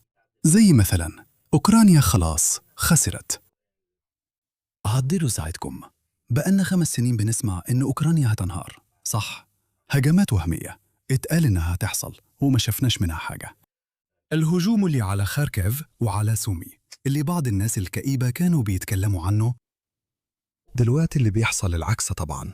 في الميدان مفيش حاجات كتير بتحصل وكل حاجة ماشية ببطء. في ناس بتقول إن المنحنى ده حتمي، كل اللي عليك تبص على الاتجاه. بصراحة الاتجاه اللي أنا شايفه على الأقل بالنسبة للأرض مش بيقول نفس اللي بعض الناس بتقوله. ده كان الاتجاه في 2024-25. الاتجاه الحالي هو ده هو الاتجاه الحالي. يعني دلوقتي لو بصينا على الاتجاه الحالي باين لي إن في تباطؤ كبير جدا حتى في الميدان. ده طبعا مش معناه إن اللي بيحصل في كيمبل سبيد، وده مثال عليه على فكرة. اسمحوا لي، اتكلمت عن الموضوع ده من 3 أيام، وتاني يوم طلع فيديو النزول الآلي على كيمبل سبيد زي ما كنا متوقعين. فعلا كنا بنتكلم مع باولو عن أهمية النوع ده من النزول وإيه اللي ممكن يعملوه، إيه اللي بيضيفوا للحملة اللي شغالة بالفعل ضد المصافي وضد نظام الطاقة في القرم، ضد السفن اللي بتنقل، مش بس الأسطول الشبح اللي بيبيع البنزين والبترول للخارج، لكن بالضبط السفن دي. النهاردة وصلنا ل 114 بين سفينة وقارب وحاجات تانية اتضربوا في أسبوع واحد في بحر أزوف. يعني إحنا بنتكلم عن حملة فعلا مكثفة، اتضربوا مش اتغرقوا. عشان دايما في واحد غبي بيقول 114 سفينة اتغرقت، انت شربت ايه؟ لا، الدرونز بتضرهم مش بتغرقهم. في شوية اتغرقوا بالمراكب، 117 هو آخر تحديث. كل ده بيخدم ايه؟ وده كان السؤال اللي سألناه مع باولو، وحاولنا نربط الحاجات دي مع بعض على المستوى العملياتي والتكتيكي والاستراتيجي، وكمان على مستوى تآكل الدعم جوه روسيا. هل دي كمان عملية تمهيدية؟ في السياق ده هم بيحاولوا يدمروا اللوجستيات ويخلقوا حالة أزمة ممكن تخلي غير الفيديوهات والحاجات دي الناس تشتكي، وبرضه يؤدي لتآكل الدعم والشعبية للحرب. بس في رأيك هل في هدف حقيقي؟ ال3 ألوية الأوكرانية اللي تحركوا لميكولايف وخيرسون فعلا يقدروا ينزلوا على الضفة التانية؟ شكرا، أنا فعلا بتمنى إنهم ما يفكروش في حاجة زي دي. هقول لك ليه، لأن لو في حاجة فعلا ناقصة عند الأوكرانيين فهي الرجالة. دلوقتي 3 ألوية دول كتير، دي فرقة كاملة مش عندهم كتير يضيعوه. لو في دماغهم انهم يكرروا احتلال كورسك بس على نطاق اصغر، يعني اقدر اقول ان عندهم اسباب قوية يعملوا كده. يعني انا استعيد جزء كبير من الارض اللي انت اختليتها، واثبت فعليا اني قادر احرر وارجع جزء من الارض اللي انت اخدتها مني. ده هيكون هدف ممكن يستخدموه في الدعاية وكسب الدعم وكل الحاجات دي، الدعم وكل الحاجات اللي ملهاش علاقة بإدارة المعارك على الأرض. وعلى مستوى الدعاية ده هدف ممكن يستخدموه، بس استدامة عملية زي دي عندي شكوك كبيرة جدا فيها. يعني على مستوى إمكانية استدامة عملية زي دي عندي شكوك كبيرة جدا كبيرة جدا. أكيد لو قدروا ياخدوا موطئ قدم ويحافظوا عليه في أرض محتلة، ده هيكون إنجاز كبير، مش مجرد رفع علم على جبهة مدمرة. ده هيكون إنجاز فعلي، مش مجرد رفع علم فوق مبنى مدمر. ده هيكون رسالة إننا فعلا بنستعيد جزء من الأرض، وده مع الحملة الذكية جدا لتجفيف شبه جزيرة القرم. لأن لما القرم تتحول ليهم، نقطة كورسك بقت غير آمنة، والممر المؤدي إلى القرم غير آمن، وبحر أزوف كمان اللي هو بحيرة أزوف، واللي في اللحظة دي هو المصدر الوحيد للشراء. بالنسبة لحركة الملاحة يا بابلو، من يوم 30 يونيو السفن قلت من 267 إلى 120.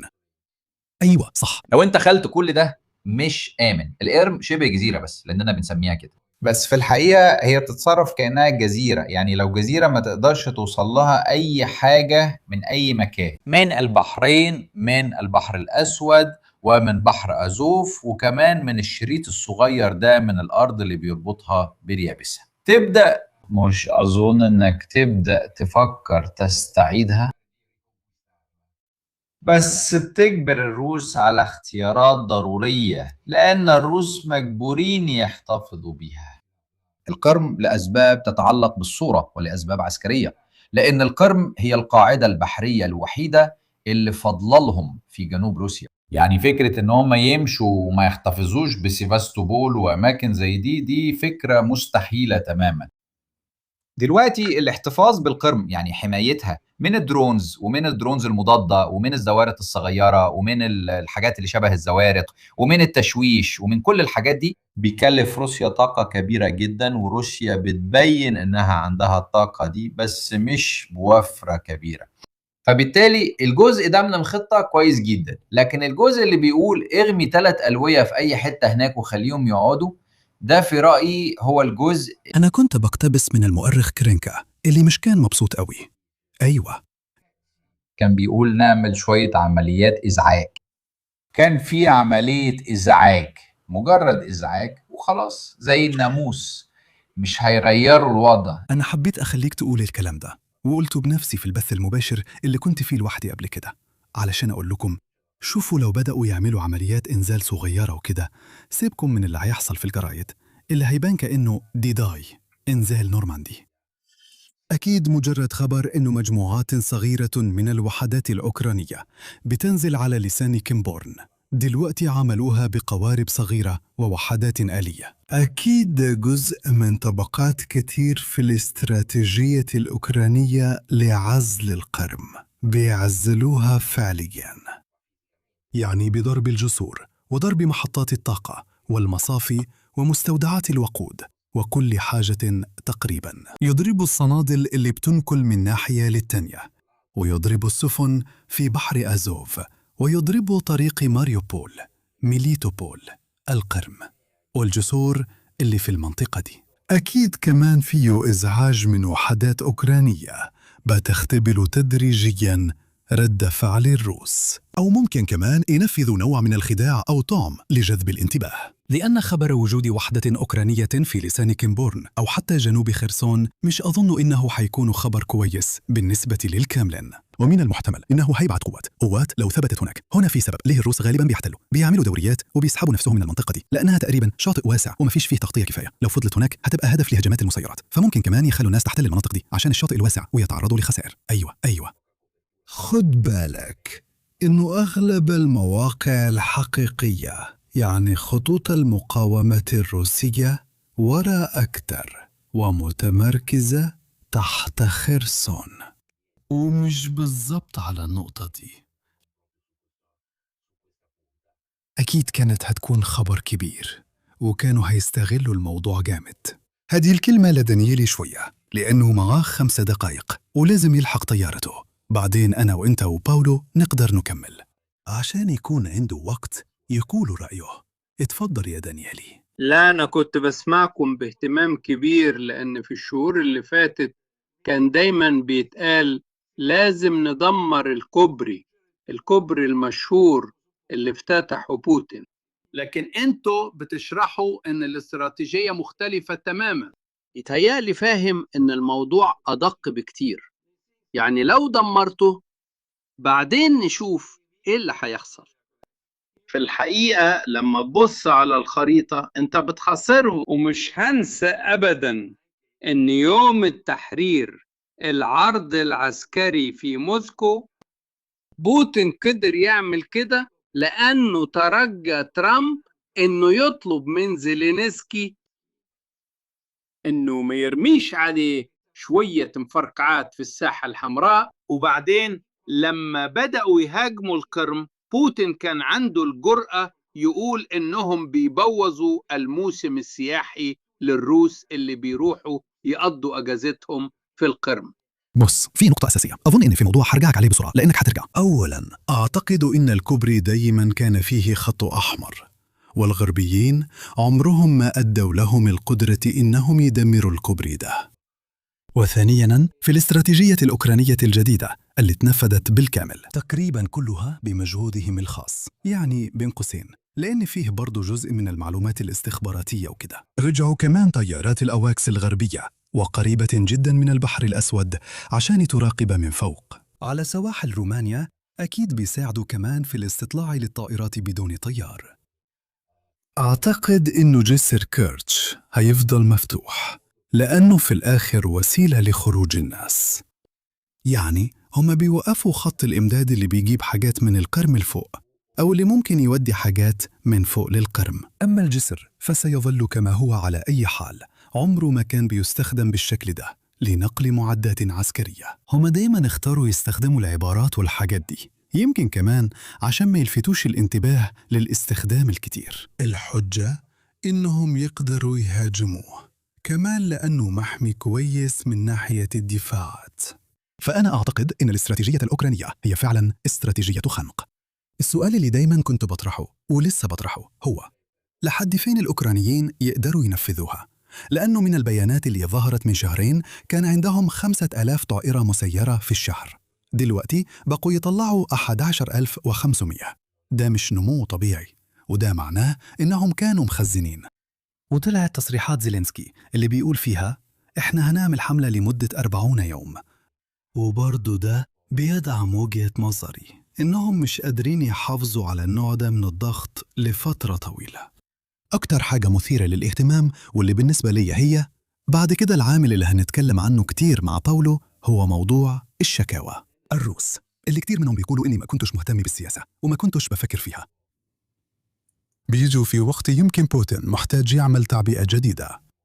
بيسكوف غيرت كلامها، ما بقتش بتقول إنها عملية خاصة، بقت حرب، وهكذا. لو أنت أصلاً بتروح تخلق لهم مشاكل، بتقلل الدعم الشعبي للحرب اللي أصلاً مش عالي قوي. يمكن بالنسبة له هو عالي، بس في موضوع اختيار الحرب ده بالذات لأ. في وقت هو محتاج يفكر يعمل قرار تاني غير شعبي، وساعتها هيوصل لطريق مسدود، وده أنا بقوله بكل صراحة. التاريخ اللي بوتين نفسه قاله 15 مرة، وآخر موعد قاله هو 15 نوفمبر علشان السيطرة على دونباس. ده شيء مستحيل. الروس مش هيقدروا يسيطروا على دونباس بحلول 15 نوفمبر، ولو وصلوا لدروجيفكا يعني بعد كوستيانتيفكا بحلول 15 نوفمبر ده يبقى إنجاز. ولو عايزين يكملوا لازم يحشدوا ناس أكتر أو يلاقوا ناس تانية، ومش هيلاقوهم. في السجون ما بقاش فيه ناس مستعدة. حتى شهادات جيركان وغيرهم بتقول إنه في 2023 كان فيه طابور، والمساجين كانوا بيستنوا 3 شهور علشان يروحوا يحاربوا. النهاردة ما فيش حد عايز يروح. حد كان بيسأل إذا كان فعلا معدل البقاء على قيد الحياة هو 20 دقيقة؟ لا، لازم دايما نقول الحاجات في سياقها. هي 20 دقيقة في 10 كيلومتر بتوع خط التماس. مش كل الناس في أول اشتباك بيموتوا في 20 دقيقة، لكن جوا عملية هجوم في 10 كيلومتر اللي الدرونز بتلفوا فيهم. في المتوسط، النوع ده من المجندين اللي غالباً بيكون السجين أو الشخص اللي عنده روح المغامرة شوية بيصمد فترة قصيرة جداً فعلاً. متوسط مدة بقاء سجناء أزوف أحياء كانت 2 شهر. أيوة، ده شيء مثير جدا للاهتمام، وأسمعكم لأن الكلام شدني بسبب حاجة، وهي نتيجة إن من كام شهر اتغيرت طبيعة المواجهة.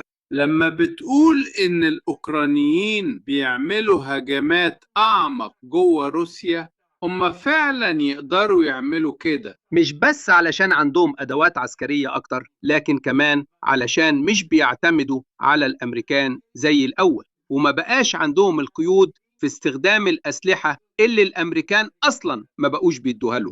وعلشان كده أكيد شروط المواجهة بالنسبة لبوتين اتغيرت. وعشان كده أنا شايف السيناريو اللي بتتكلموا عنه ده مثير جدا للاهتمام. بحييكم تاني وأشوفكم في المرة الجاية، وأتمنى التوفيق للجميع. شكرا. مع السلامة. شكراً يا دانييلي. مع السلامة يا دانييلي. يا باولو، كنت عايزك تقول الكلام المهم ده، يعني الخطاب المهم ده. لا في التليفون؟ لا. يلا، ايه اللي بيترتب على تصرف زي ده في الوقت ده؟ وكمان من ناحية التخطيط، لأن احنا مش ممكن نعرف فعلا ايه هي الأهداف. يبدو الموضوع واضح إلى حد ما، بس احنا مش عارفين الأوكرانيين عايزين يوصلوا لإيه بالحاجات دي. احنا كنا افترضنا تحييد الاستراتيجي، فاكر؟ أنا مش قادر أحقق نتائجي، على الأقل أوقف نتائجك. ولو كان باين إن الأسلوب ده اللي هو غير مباشر وغير متكافئ، أنا مش هواجهك في الميدان، أنا هوقفك في الميدان وحاول أضربك بطرق تانية، مش علشان أدمر الآلة الحربية، لكن علشان أضعف استمرارية الحرب نفسها. ايوه، الكلام اللي قلناه امبارح في التليفون محتاج توضيح. الكلام ده موجه للناس اللي بيشوفوا اللي بيحصل النهارده، المصنع اللي بيتحرق، السفينه اللي بتغرق، الجندي اللي بينزل والتاني اللي بيجي بشكل متقطع، ويفسروه كانه علامه على النصر او الهزيمه من ناحيه او التانيه. طيب انا بقترح اننا نبص للموضوع بشكل اكتر تنظيم، لان دي نفس فكره ان هم ادونا ضربه جزاء يبقى هنكسب الماتش عشان ادونا ضربه الجزاء. بس احب افكركم ان الكرة لعبه، لانها ليها قواعد متفق عليها بين الفريقين. عشان كده مفيش حد بيعمل نفسه مش شايف ضربه الجزاء او يحط 15 حارس قدام الجون، لان القوانين بتمنع كده. الحرب في الحقيقة ما فيهاش قواعد مشتركة، وكمان فيها جانب من السرية والارتباك، وغالبا حتى جوه نفس الميدان في كل ميدان لوحده، وده صعب جدا تخترقه. بص، أنا كنت عايز أحاول أرتب الكلام شوية في الموضوع ده. أول حاجة، إحنا مش متأكدين، إحنا عارفين إيه هي الأهداف الاستراتيجية للأمة الأوكرانية ولا للأمة الروسية. يعني هم فعلا عايزين يوصلوا لإيه بالكلام؟ الاتنين. بعيدا عن التصريحات والسلامات قدام الكاميرات والصور، احنا ما عندناش وثيقة. دول 3 أماكن، في حاجة لازم تتقال. باولو، مفيش أي تلميحات، دخلوا في الأمن العملياتي، ما قالوش ولا كلمة، ببساطة بدأوا ينفذوها على مراحل، صح؟ لأن الأول بدأت اللي في الممر، وبعدين اللي في العمق، وفجأة بدأت اللي على القرم، وبعدين. لكن هنا احنا بالفعل في نص المرحلة. هنا احنا في نص المرحلة.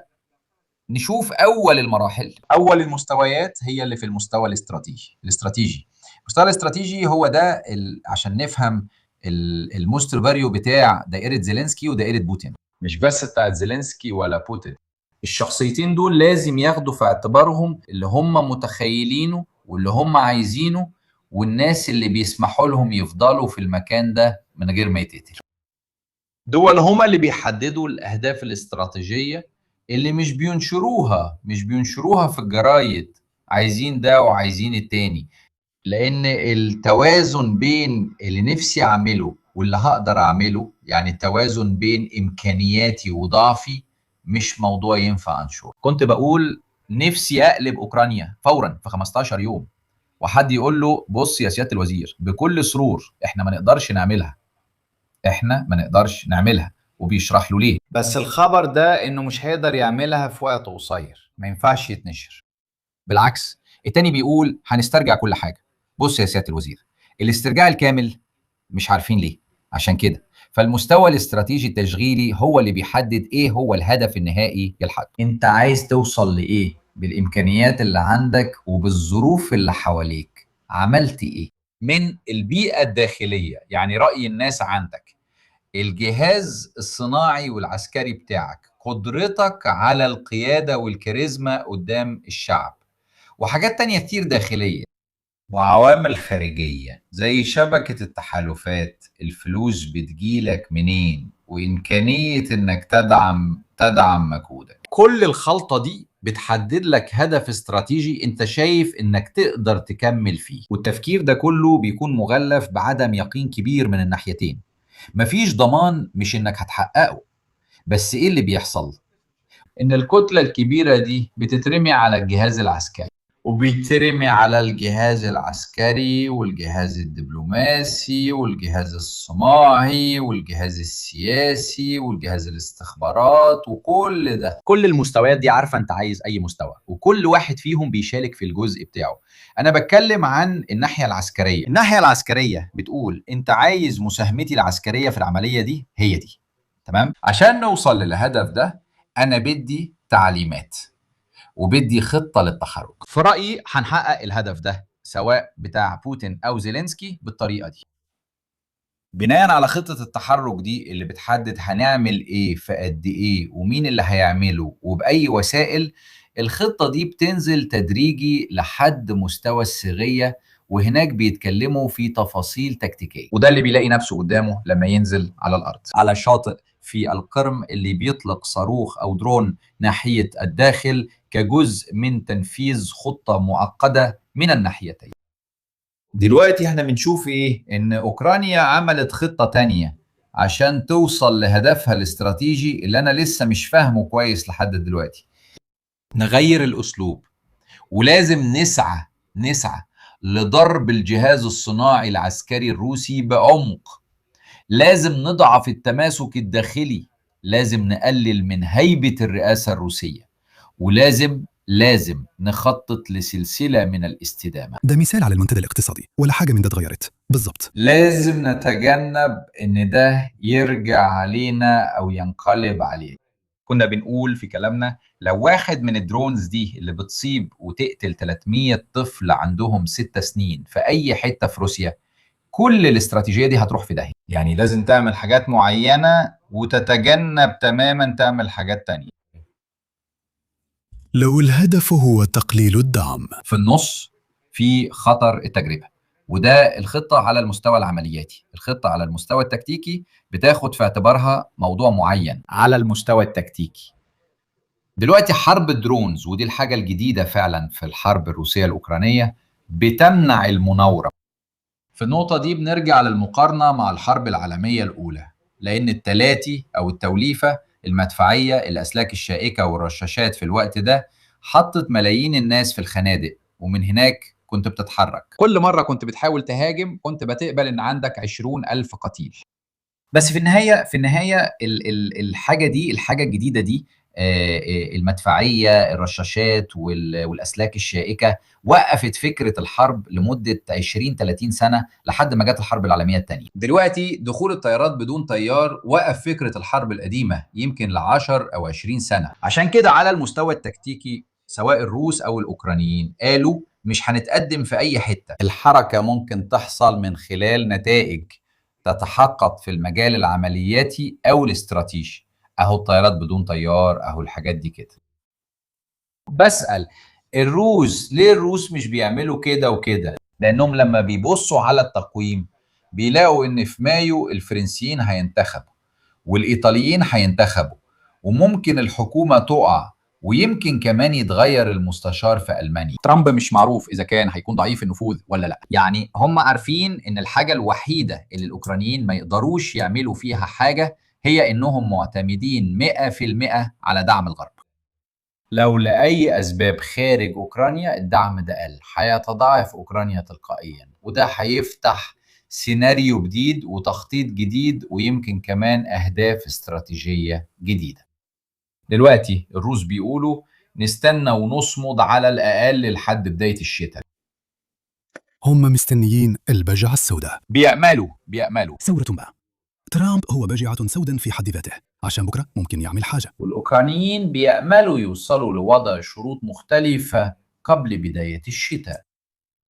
يمكن بيأملوا إنهم يكونوا حسبوا الموضوع ده صح. كده نشرح يعني إيه البجعة السوداء.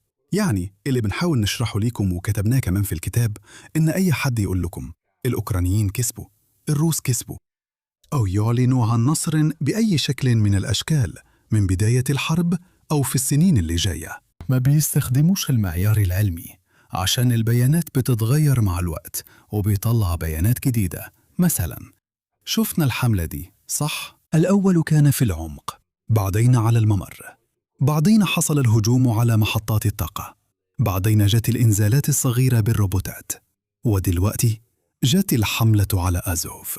احنا عشان نفهم الأوكرانيين بيعملوا ايه لازم نمشي بالعكس، زي ما عمل بوليتشينو. كل مرة بيضيفوا طبقة أو حملة فوق حملة تانية. بنحاول نخمن ونربط الحاجات دي مع بعض، بس احنا مش واضح لنا قوي هم عايزين يوصلوا لفين. هنشوف واحدة واحدة. احنا بنشوف حاجات بتحصل ونقدر نفترض باستخدام المنطق.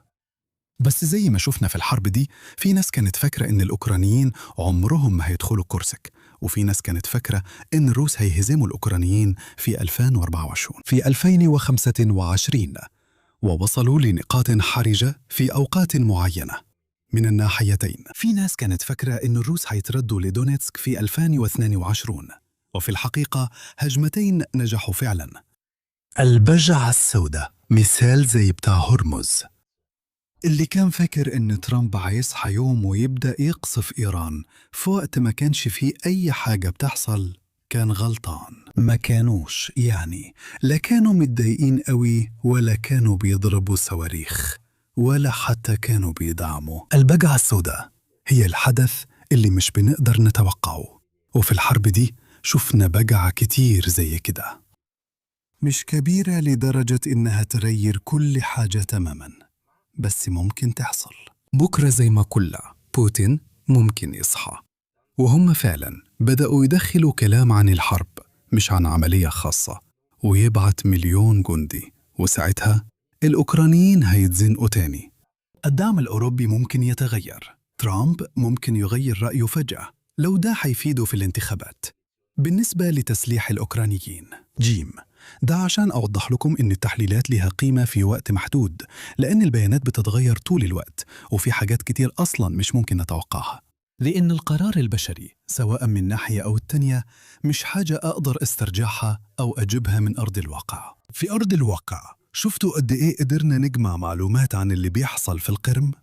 وبصراحة أعتقد إن عندنا رؤية بنسبة 70% عن اللي بيحصل، وإيه هي النوايا في الحصار ده والسلسلة دي. بس بكرة الصبح زيلينسكي ممكن يعمل حاجة تانية، ونفس الكلام لبوتين. ده معناه إن أي حد يفتكر إنه معاه الحقيقة الكاملة عن نهاية الحرب دي بيضحك عليكم وبيقول كلام فاضي. وبرضه بالنسبة للوزن، لما الناس بتقول خلاص أوكرانيا، أنا سمعت الكلام ده كذا مرة، سمعته في التلفزيون وبيتقال لي كتير إن أوكرانيا دلوقتي مستقلة وقادرة تضرب وتنتج أسلحة وتضرب زي ما هي عايزة. لا، أوكرانيا متقدمة جدا وبتنتج أسلحة كتير، بس مش مستقلة لمجرد إن نفس الأسلحة دي من غير مش إذن لكن من غير تعاون أمريكا والأجهزة بتاعتها مش هيعرفوا يستخدموها. لو ما عندكش وراك كل منظومة الاستخبارات بالأقمار الصناعية، لو ما عندكش كل الدعم ده، كل منظومة التوجيه للحاجات دي، للتصويب اللي بيقولك هنا في كذا، ده هو الطريق اللي تروح منه، ده طريق الهروب. دي أماكن الدفاعات الجوية وده مستوى جاهزية الدفاعات الجوية. كل المعلومات دي غالية جدا وبتخليك، مش بقولك هتصيب الهدف أكيد، بس تديك قدر كبير من الإنذار المسبق. ده مش استقلالية، ده إن الولايات المتحدة استبدلت الدعم المباشر في المدافع والصواريخ والقذائف. يعني اسمع، الحاجات دي بيدفع ثمنها الأوروبيين، أو بالأحرى الأوروبيين هم اللي بيدفعوا لنا ثمنها. احنا مستمرين بنديكوا، ويمكن كمان بنديكوا أكتر في المجال ده. وهم مش بيعملوا كده عشان طيبة قلبهم، هم بيعملوا كده عشان يجربوا الأنظمة دي في ظروف تشغيلية فعلية. يعني كمية المعلومات اللي دلوقتي عندي فراغ في الذاكرة، بس ميركو هيساعدني. ايه هي الوكالات او الشركات اللي تعمل كده؟ من بالانتير وما بعدها، لانظمه التوجيه بالجي بي اس، لانظمه التوجيه بالجي بي اس، لانظمه التوجيه ممكن تقولهم انت اكيد. كتير قوي اللي كتير قوي لدرجه اني ما قدرتش. كان بيطلع معايا تروبيكانا، بس بصراحه اسف ما كنتش شايفه مناسب. لكن انثروبيك أنا لازم أروح إجازة. لازم اروح اجازه. بس كل الناس دي هنا فين هيلقوا فرصة تانية يجمعوا بيانات مؤكدة ضد عدو حقيقي، مش زي طالبان أو شوية يائسين في نص الصحراء؟ دول ناس عندهم تنظيم للدفاع الجوي، وعندهم تنظيم للقيادة، وعندهم وسائل قتال تقليدية. عشان كده تقدر تطور لجيشك اللي هو بتاع 300 مليار بتوع ترامب، والإمكانيات اللي بتخليهم يكسبوا 20 سنة تفوق قدام. بص، ده ميدان رماية ضخم، مش عمل خير يعني. في مصلحة في الموضوع. كتير جدا كتير جدا.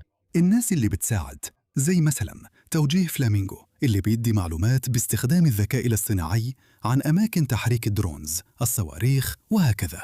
أكيد بيعملوا كده لمصلحتهم كمان. ده اختبار عمليا، بيعملوا كده لمصلحتهم. مش يعني إيلون ماسك مش شخص كريم قوي لو بيستخدم ستارلينك. أول سبب إنه بيعمل عرض أو تجربة. العالم كله بيشوف قد إيه الصناعة الخاصة ليها وزن لما بتدي ستارلينك. الحاجة التانية هي العنصر اللي ناقص عند الروس عشان يقدروا يقلدوا النوع ده من الحملات اللي عملها الأوكرانيين. عارف دي دعاية عاملة إزاي لأي مصنع لما يحصل معاه حاجة زي كده؟ شيء. أيوة فاك. وعايز أخلي اللي بيسمعونا وبيتحملونا في الليلة الصيفية الحارة دي يفكروا إن من أيام جيوفاني دالي بانديناري ما شفناش طرف خاص بيعمل حرب. لأن لو الموضوع كله بس تدفع فلوس وأنا بديك الخدمة، في يوم من الأيام هيحصل إن شيخ أو ديكتاتور تافه معاه شوية فلوس كتير هيقول اسمع، أنا هأجر ستارلينك وأخلص عليك. الحركة الوحيدة لتحرير البلد، لأن بره البلد مفيش فلوس يشتروا بيها. يعني القضاء التام على الجانب الأخلاقي أو السياسي من الحرب، وإدخال الجانب الاقتصادي بس. بيسيب نقاط قلق بتتعدى أوكرانيا بكتير، وكمان إيران وإسرائيل في المستقبل. دي الحروب اللي بتتخيلها روايات الخيال العلمي، اللي فيها الشركات العملاقة هي اللي بتحكم، وما بقاش في دول، بقى في شركات ضخمة بجيشها وتكنولوجيتها وكل حاجة. كنت عايز أأكد على النقطة دي. الاتجاه اللي احنا شايفينه دلوقتي غير موضوع ديمقراطية الحرب بين قوسين، لأن دلوقتي بقى فيه ضرب بالطائرات المسيرة من الناحيتين، عشان هي اللي بتعمل الشغل الكبير في الحرب، أكيد بشكل أكثر كفاءة عند الجانب الأوكراني، لأنه مع الذكاء الاصطناعي وستارلينك والحاجات دي، طريقة استخدام الأوكرانيين للطائرات المسيرة أكيد أكثر فعالية من الروس. ده ما يمنعش إنه حتى بالطريقة التقليدية الروس عندهم صواريخ اسكندر وكل الصواريخ التانية زي KH، ولسه بيضربوا حجم نيران كبير. هنا تقدروا تشوفوا عدد الضربات الأوكرانية، يعني الحاجات اللي ضربها الأوكرانيين وعليها نجوم صفراء، والأحمر دي بتاعت الروس. يعني لازم دايما نحط الأمور في سياقها. الروس بيقودوا حملة على كل أوكرانيا. الأوكرانيين وبشكل منطقي عشان مواردهم أقل ركزوا ضرباتهم على أهداف أقل وأماكن محددة. أكيد الأهداف دي ليها شهرة كبيرة وليها وزن سياسي كبير، لأن القرم كانت جوهرة بوتين وأكبر انتصار ليه، وكمان فيها رمزية كبيرة زي الربط بكوبري كيرتش وحاجات تانية كتير. والغريب في الموضوع ده فكرني باللي كان بيعمله الإنجليز مع ويلينغتون في البرتغال. إزاي يعني؟ لما تكون قوة عظمى، طبعا هم مش كده، قوة بحرية، بس لما تحاجز تواجه قوة برية ضخمة، مش عايز تواجهها وجها لوجه بكل قوتها. أنت عايز تحارب في مسرح جانبي يستهلك مجهود كبير من القوة دي؟ التدخل الإنجليزي في البرتغال خلى نابليون نفسه يضطر يروح هناك، لأنه جنرالاته ما قدروش يتغلبوا على ويلينغتون، وعشان كده كان مجهود كبير جدا مقارنة بالتهديد الحقيقي اللي كانوا بيمثلوه الإنجليز، لدرجة إنهم اضطروا يشيلوا الحكام الأسبان ويحطوا أخو نابليون مكانهم، اللي على فكرة هرب لما الأمور باظت. ده عشان يوضح إنها استراتيجية منطقية جدا وقريبة جدا من أراضيهم، والغريب إن الروس صعب عليهم يدعموها، وبسبب طبيعة تضاريس الأرض نفسها. ده بالتأكيد واحد من أكثر الأماكن الضعيفة عند الروس. ليه النوع ده من الحملات اللي بتتعمل في بلغرود مش هيكون ليه أي تأثير تقريباً، ومش هتقدر تطبق نفس الحاجات اللي الأوكرانيين بيعملوها. يعني الأوكرانيين حددوا أضعف نقطة وأكثر نقطة مكلفة على الروس في الحفاظ عليها والدفاع عنها ومحاولة استعادتها، ومن وجهة نظري هم بيراهنوا جامد على ميزان مختل جدا مقارنة بالتكاليف اللي الروس لازم يتحملوها عشان يحتفظوا بشبه جزيرة القرم، مقارنة بفعالية وتكلفة الحملات الأوكرانية. ومش بس كده، لو بكرة الصبح بدأت المفاوضات لوقف إطلاق النار وبعدها للسلام، النهاردة تقدر تحط على الطاولة حاجتين: أولا الدونباس ما أخدتوش كله وده حقيقي، وثانيا القرم اللي أخدتوه مننا في 2014 مش قادرين تحتفظوا بيها. مش بس مش قادرين تحتفظوا بالقرم، لكن حتى البحار اللي حواليها، ولو عايزين ممكن نسمح لكم تحتفظوا بالقرم، ودي حقائق موضوعية. دلوقتي من الواضح ان بوتين عمره ما هيقعد على طاولة مفاوضات بالشروط دي، لان واحد من العنصرين دول على الاقل، يا الدونباس يا القرم، لازم يكونوا بتوعه من غير نقاش. بس عشان يقدر كفاية إنه غير وجهة نظر. حتى ترامب الموضوع ده في الكلام. بص، ده كمان في موضوع تحديد الاهداف، انا عندي شوية شك ان كل ده من شغل كييف لوحدها، لأن عملية الاستهداف والتقييم والمزايا والعيوب دي حاجة معقدة جدا ومليانة تفاصيل وفيها ناس كتير. فتقول لنفسك انت بتعمل ايه هنا؟ انا جزء من مجموعة ملايين الاجتماعات بتاعت الاستهداف. تقول لنفسك معقول؟ ايه، انا شايف اكتر انها حاجة في الاخر بتتعرض للموافقة الاوكرانية. بيقولوا لنا جالنا انذار نهائي نغطي ال 25 دول موافقين، يقول لا يمكن ال 22 دول مش عارف يعني. اكتر من انها مسألة او قدرة مستقلة للجيش. بص، هل هي مستقلة بما يكفي من ناحية الإنتاج الفعلي للطائرات بدون طيار؟ لا، ده بس فين نبعتهم؟ الباقي فين نبعتهم؟ في أي توقيت؟ إيه هي الأهداف؟ نعمل تقييم للأضرار، وهكذا. فيه تخطيط كتير. في تخطيط خارجي كتير، وده بيرجع لنقاط ضعف الدولة الأوكرانية، لأنك لو ضربت ده هتلاقي نفسك مع الدرونز وهتطلقهم ومش معروف هيسقطوا فين. وهنا يا باولو بطرح الصعوبة بالنسبة للروس. الروس عارفين إن في تدخل غربي كبير من ناحية الذكاء الاصطناعي والتخطيط وطائرات الأواكس اللي أكيد بتطير علشان تدي معلومات الأوكرانيين، وهم عارفين إنهم مش هيقدروا يوقفوا الموضوع ده. الكلام ده بيتقال كتير بين المدونين العسكريين الروس، بيقولوا إنه الأوكرانيين فعلا عاملين مشاكل كبيرة، وإنهم مندخلين في أزمة في القرم وفي المصافي. الحقيقة إنهم فعلياً بقوا بينتجوا طيارات المسيرة بنفسهم بنسبة 90% تقريباً، طبعاً بتمويل وحاجات تانية، بس تقنياً الطيارات دي بتتجمع أو بتتركب عندهم، يعني مش بينتجوها من الصفر. لو عايزين نكون دقيقين، إحنا إزاي نقدر نشيل العنصر اللي بيخلي الأوكرانيين يقدروا يعملوا كده؟ لأن المعامل كتير جداً وصغيرة. المعلومات الاستخباراتية دي بتيجي من رامشتاين ومن ستارلينك ومن الذكاء الاصطناعي وحاجات تانية. إحنا إزاي نقدر نوقف الحاجات دي؟ وهنا بتبدأ المناقشات. اقطع الإمداد من عند المنتجين. اقطع الإمداد من عند المنتجين، يعني بدل ما تفصل، بدل نهاية الأنبوب تروح ناحية الحنفية. يعني لو عايز توقف المية، يا إما تحط سدادة في آخر الأنبوب بس ضغط الحنفية هيخليها تطير، يا إما تقفل الحنفية. لأن الدفاع هو زيادة إنتاج مضادات الطيران، وقت حطوا رجال زي ما عملوا على الطريق السريع كل 30 متر راجل ومعه غطاء. دي مش حلول، دي مسكنات. انت مش بتحل المشكلة. المشكلة هتكبر مع الوقت، بالعكس. بالذات علشان القدرة ممكن يرجع يطلع نفس الاختيار اللي قاله ميلي. فاكر لما كان بيقول يا جماعة أكتر من كده مش هينفع، هحاول أقدر أعمل كده. ممكن البديل لما؟ طيب، ممكن الهجوم ده، بس أنا بكرر ممكن، يعني لا بوتين ولا زيلينسكي اتصلوا بيا.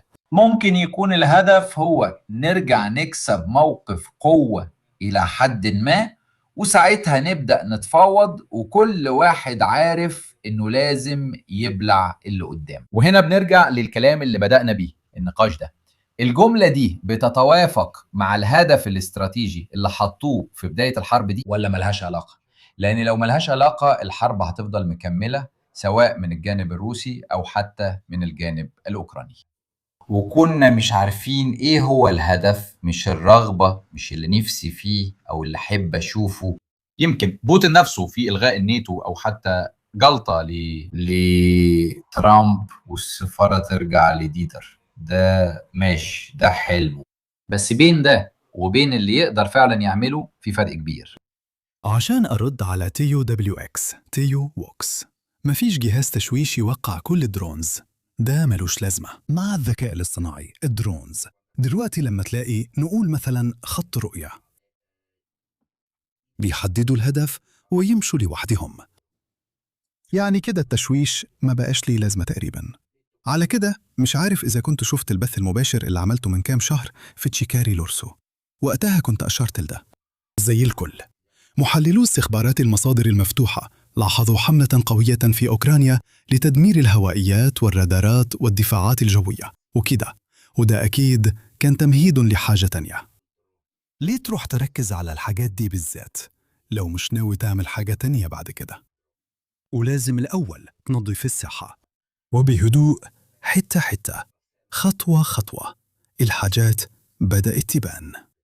مش يعني من يومين جتي فكرة النزور في كيمبرلوسبت عشان الصبح صحيت على وحي زي اللي حصل في طريق دمشق، لكن عشان بقالهم فترة الأوكرانيين في المنطقة دي عندهم نشاط كبير بالطائرات المسيرة، شغالين جامد.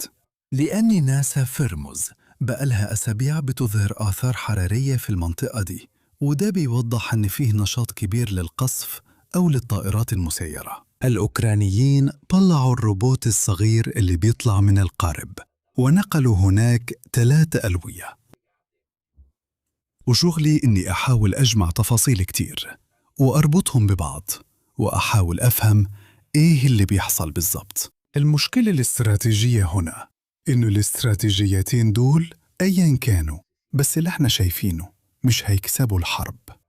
يعني في الآخر الأرض مش بترجع، كل اللي بيحصل إن حجم الخسائر بيزيد بس. النهاردة كمان شفت البث المباشر للعقيد استربي، وكان بيقول حاجة صح. الاستراتيجيتين اللي الروس بينفذوهم دلوقتي في أوكرانيا من ناحية الصواريخ بيفكروني شوية بالحرب في يوغوسلافيا اللي كانت الخطوط فيها ثابتة بس القتال كان مستمر.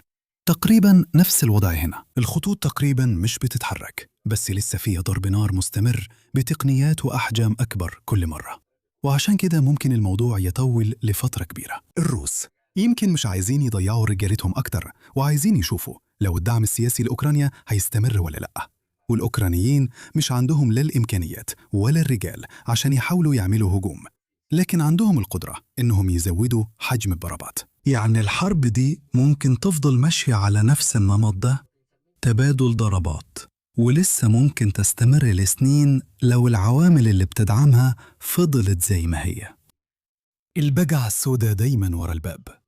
أنا مش عارف إيه اللي هيحصل كمان 2 في الانتخابات الأوروبية، ومش عارف إيه اللي هيحصل حسب القرارات اللي هياخدها بوتين جوه روسيا، بس لو الوضع فضل كده أكيد الجبهة هتقف تقريبا، وهيبقى فيه دمار من الناحيتين وخلاص.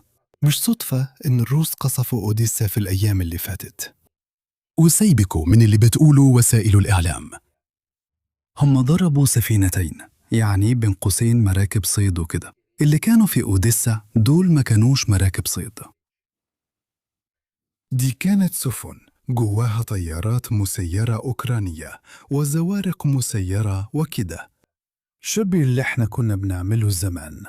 كنا بنطلع توربيدات البشرية في خليج إسبانيا عشان نهاجم الإنجليز. يعني هم درسوا الموضوع كويس، لأن الاتنين سواء بسبب القرب أو المعرفة عندهم شبكة استخبارات بشرية جوا بلادهم.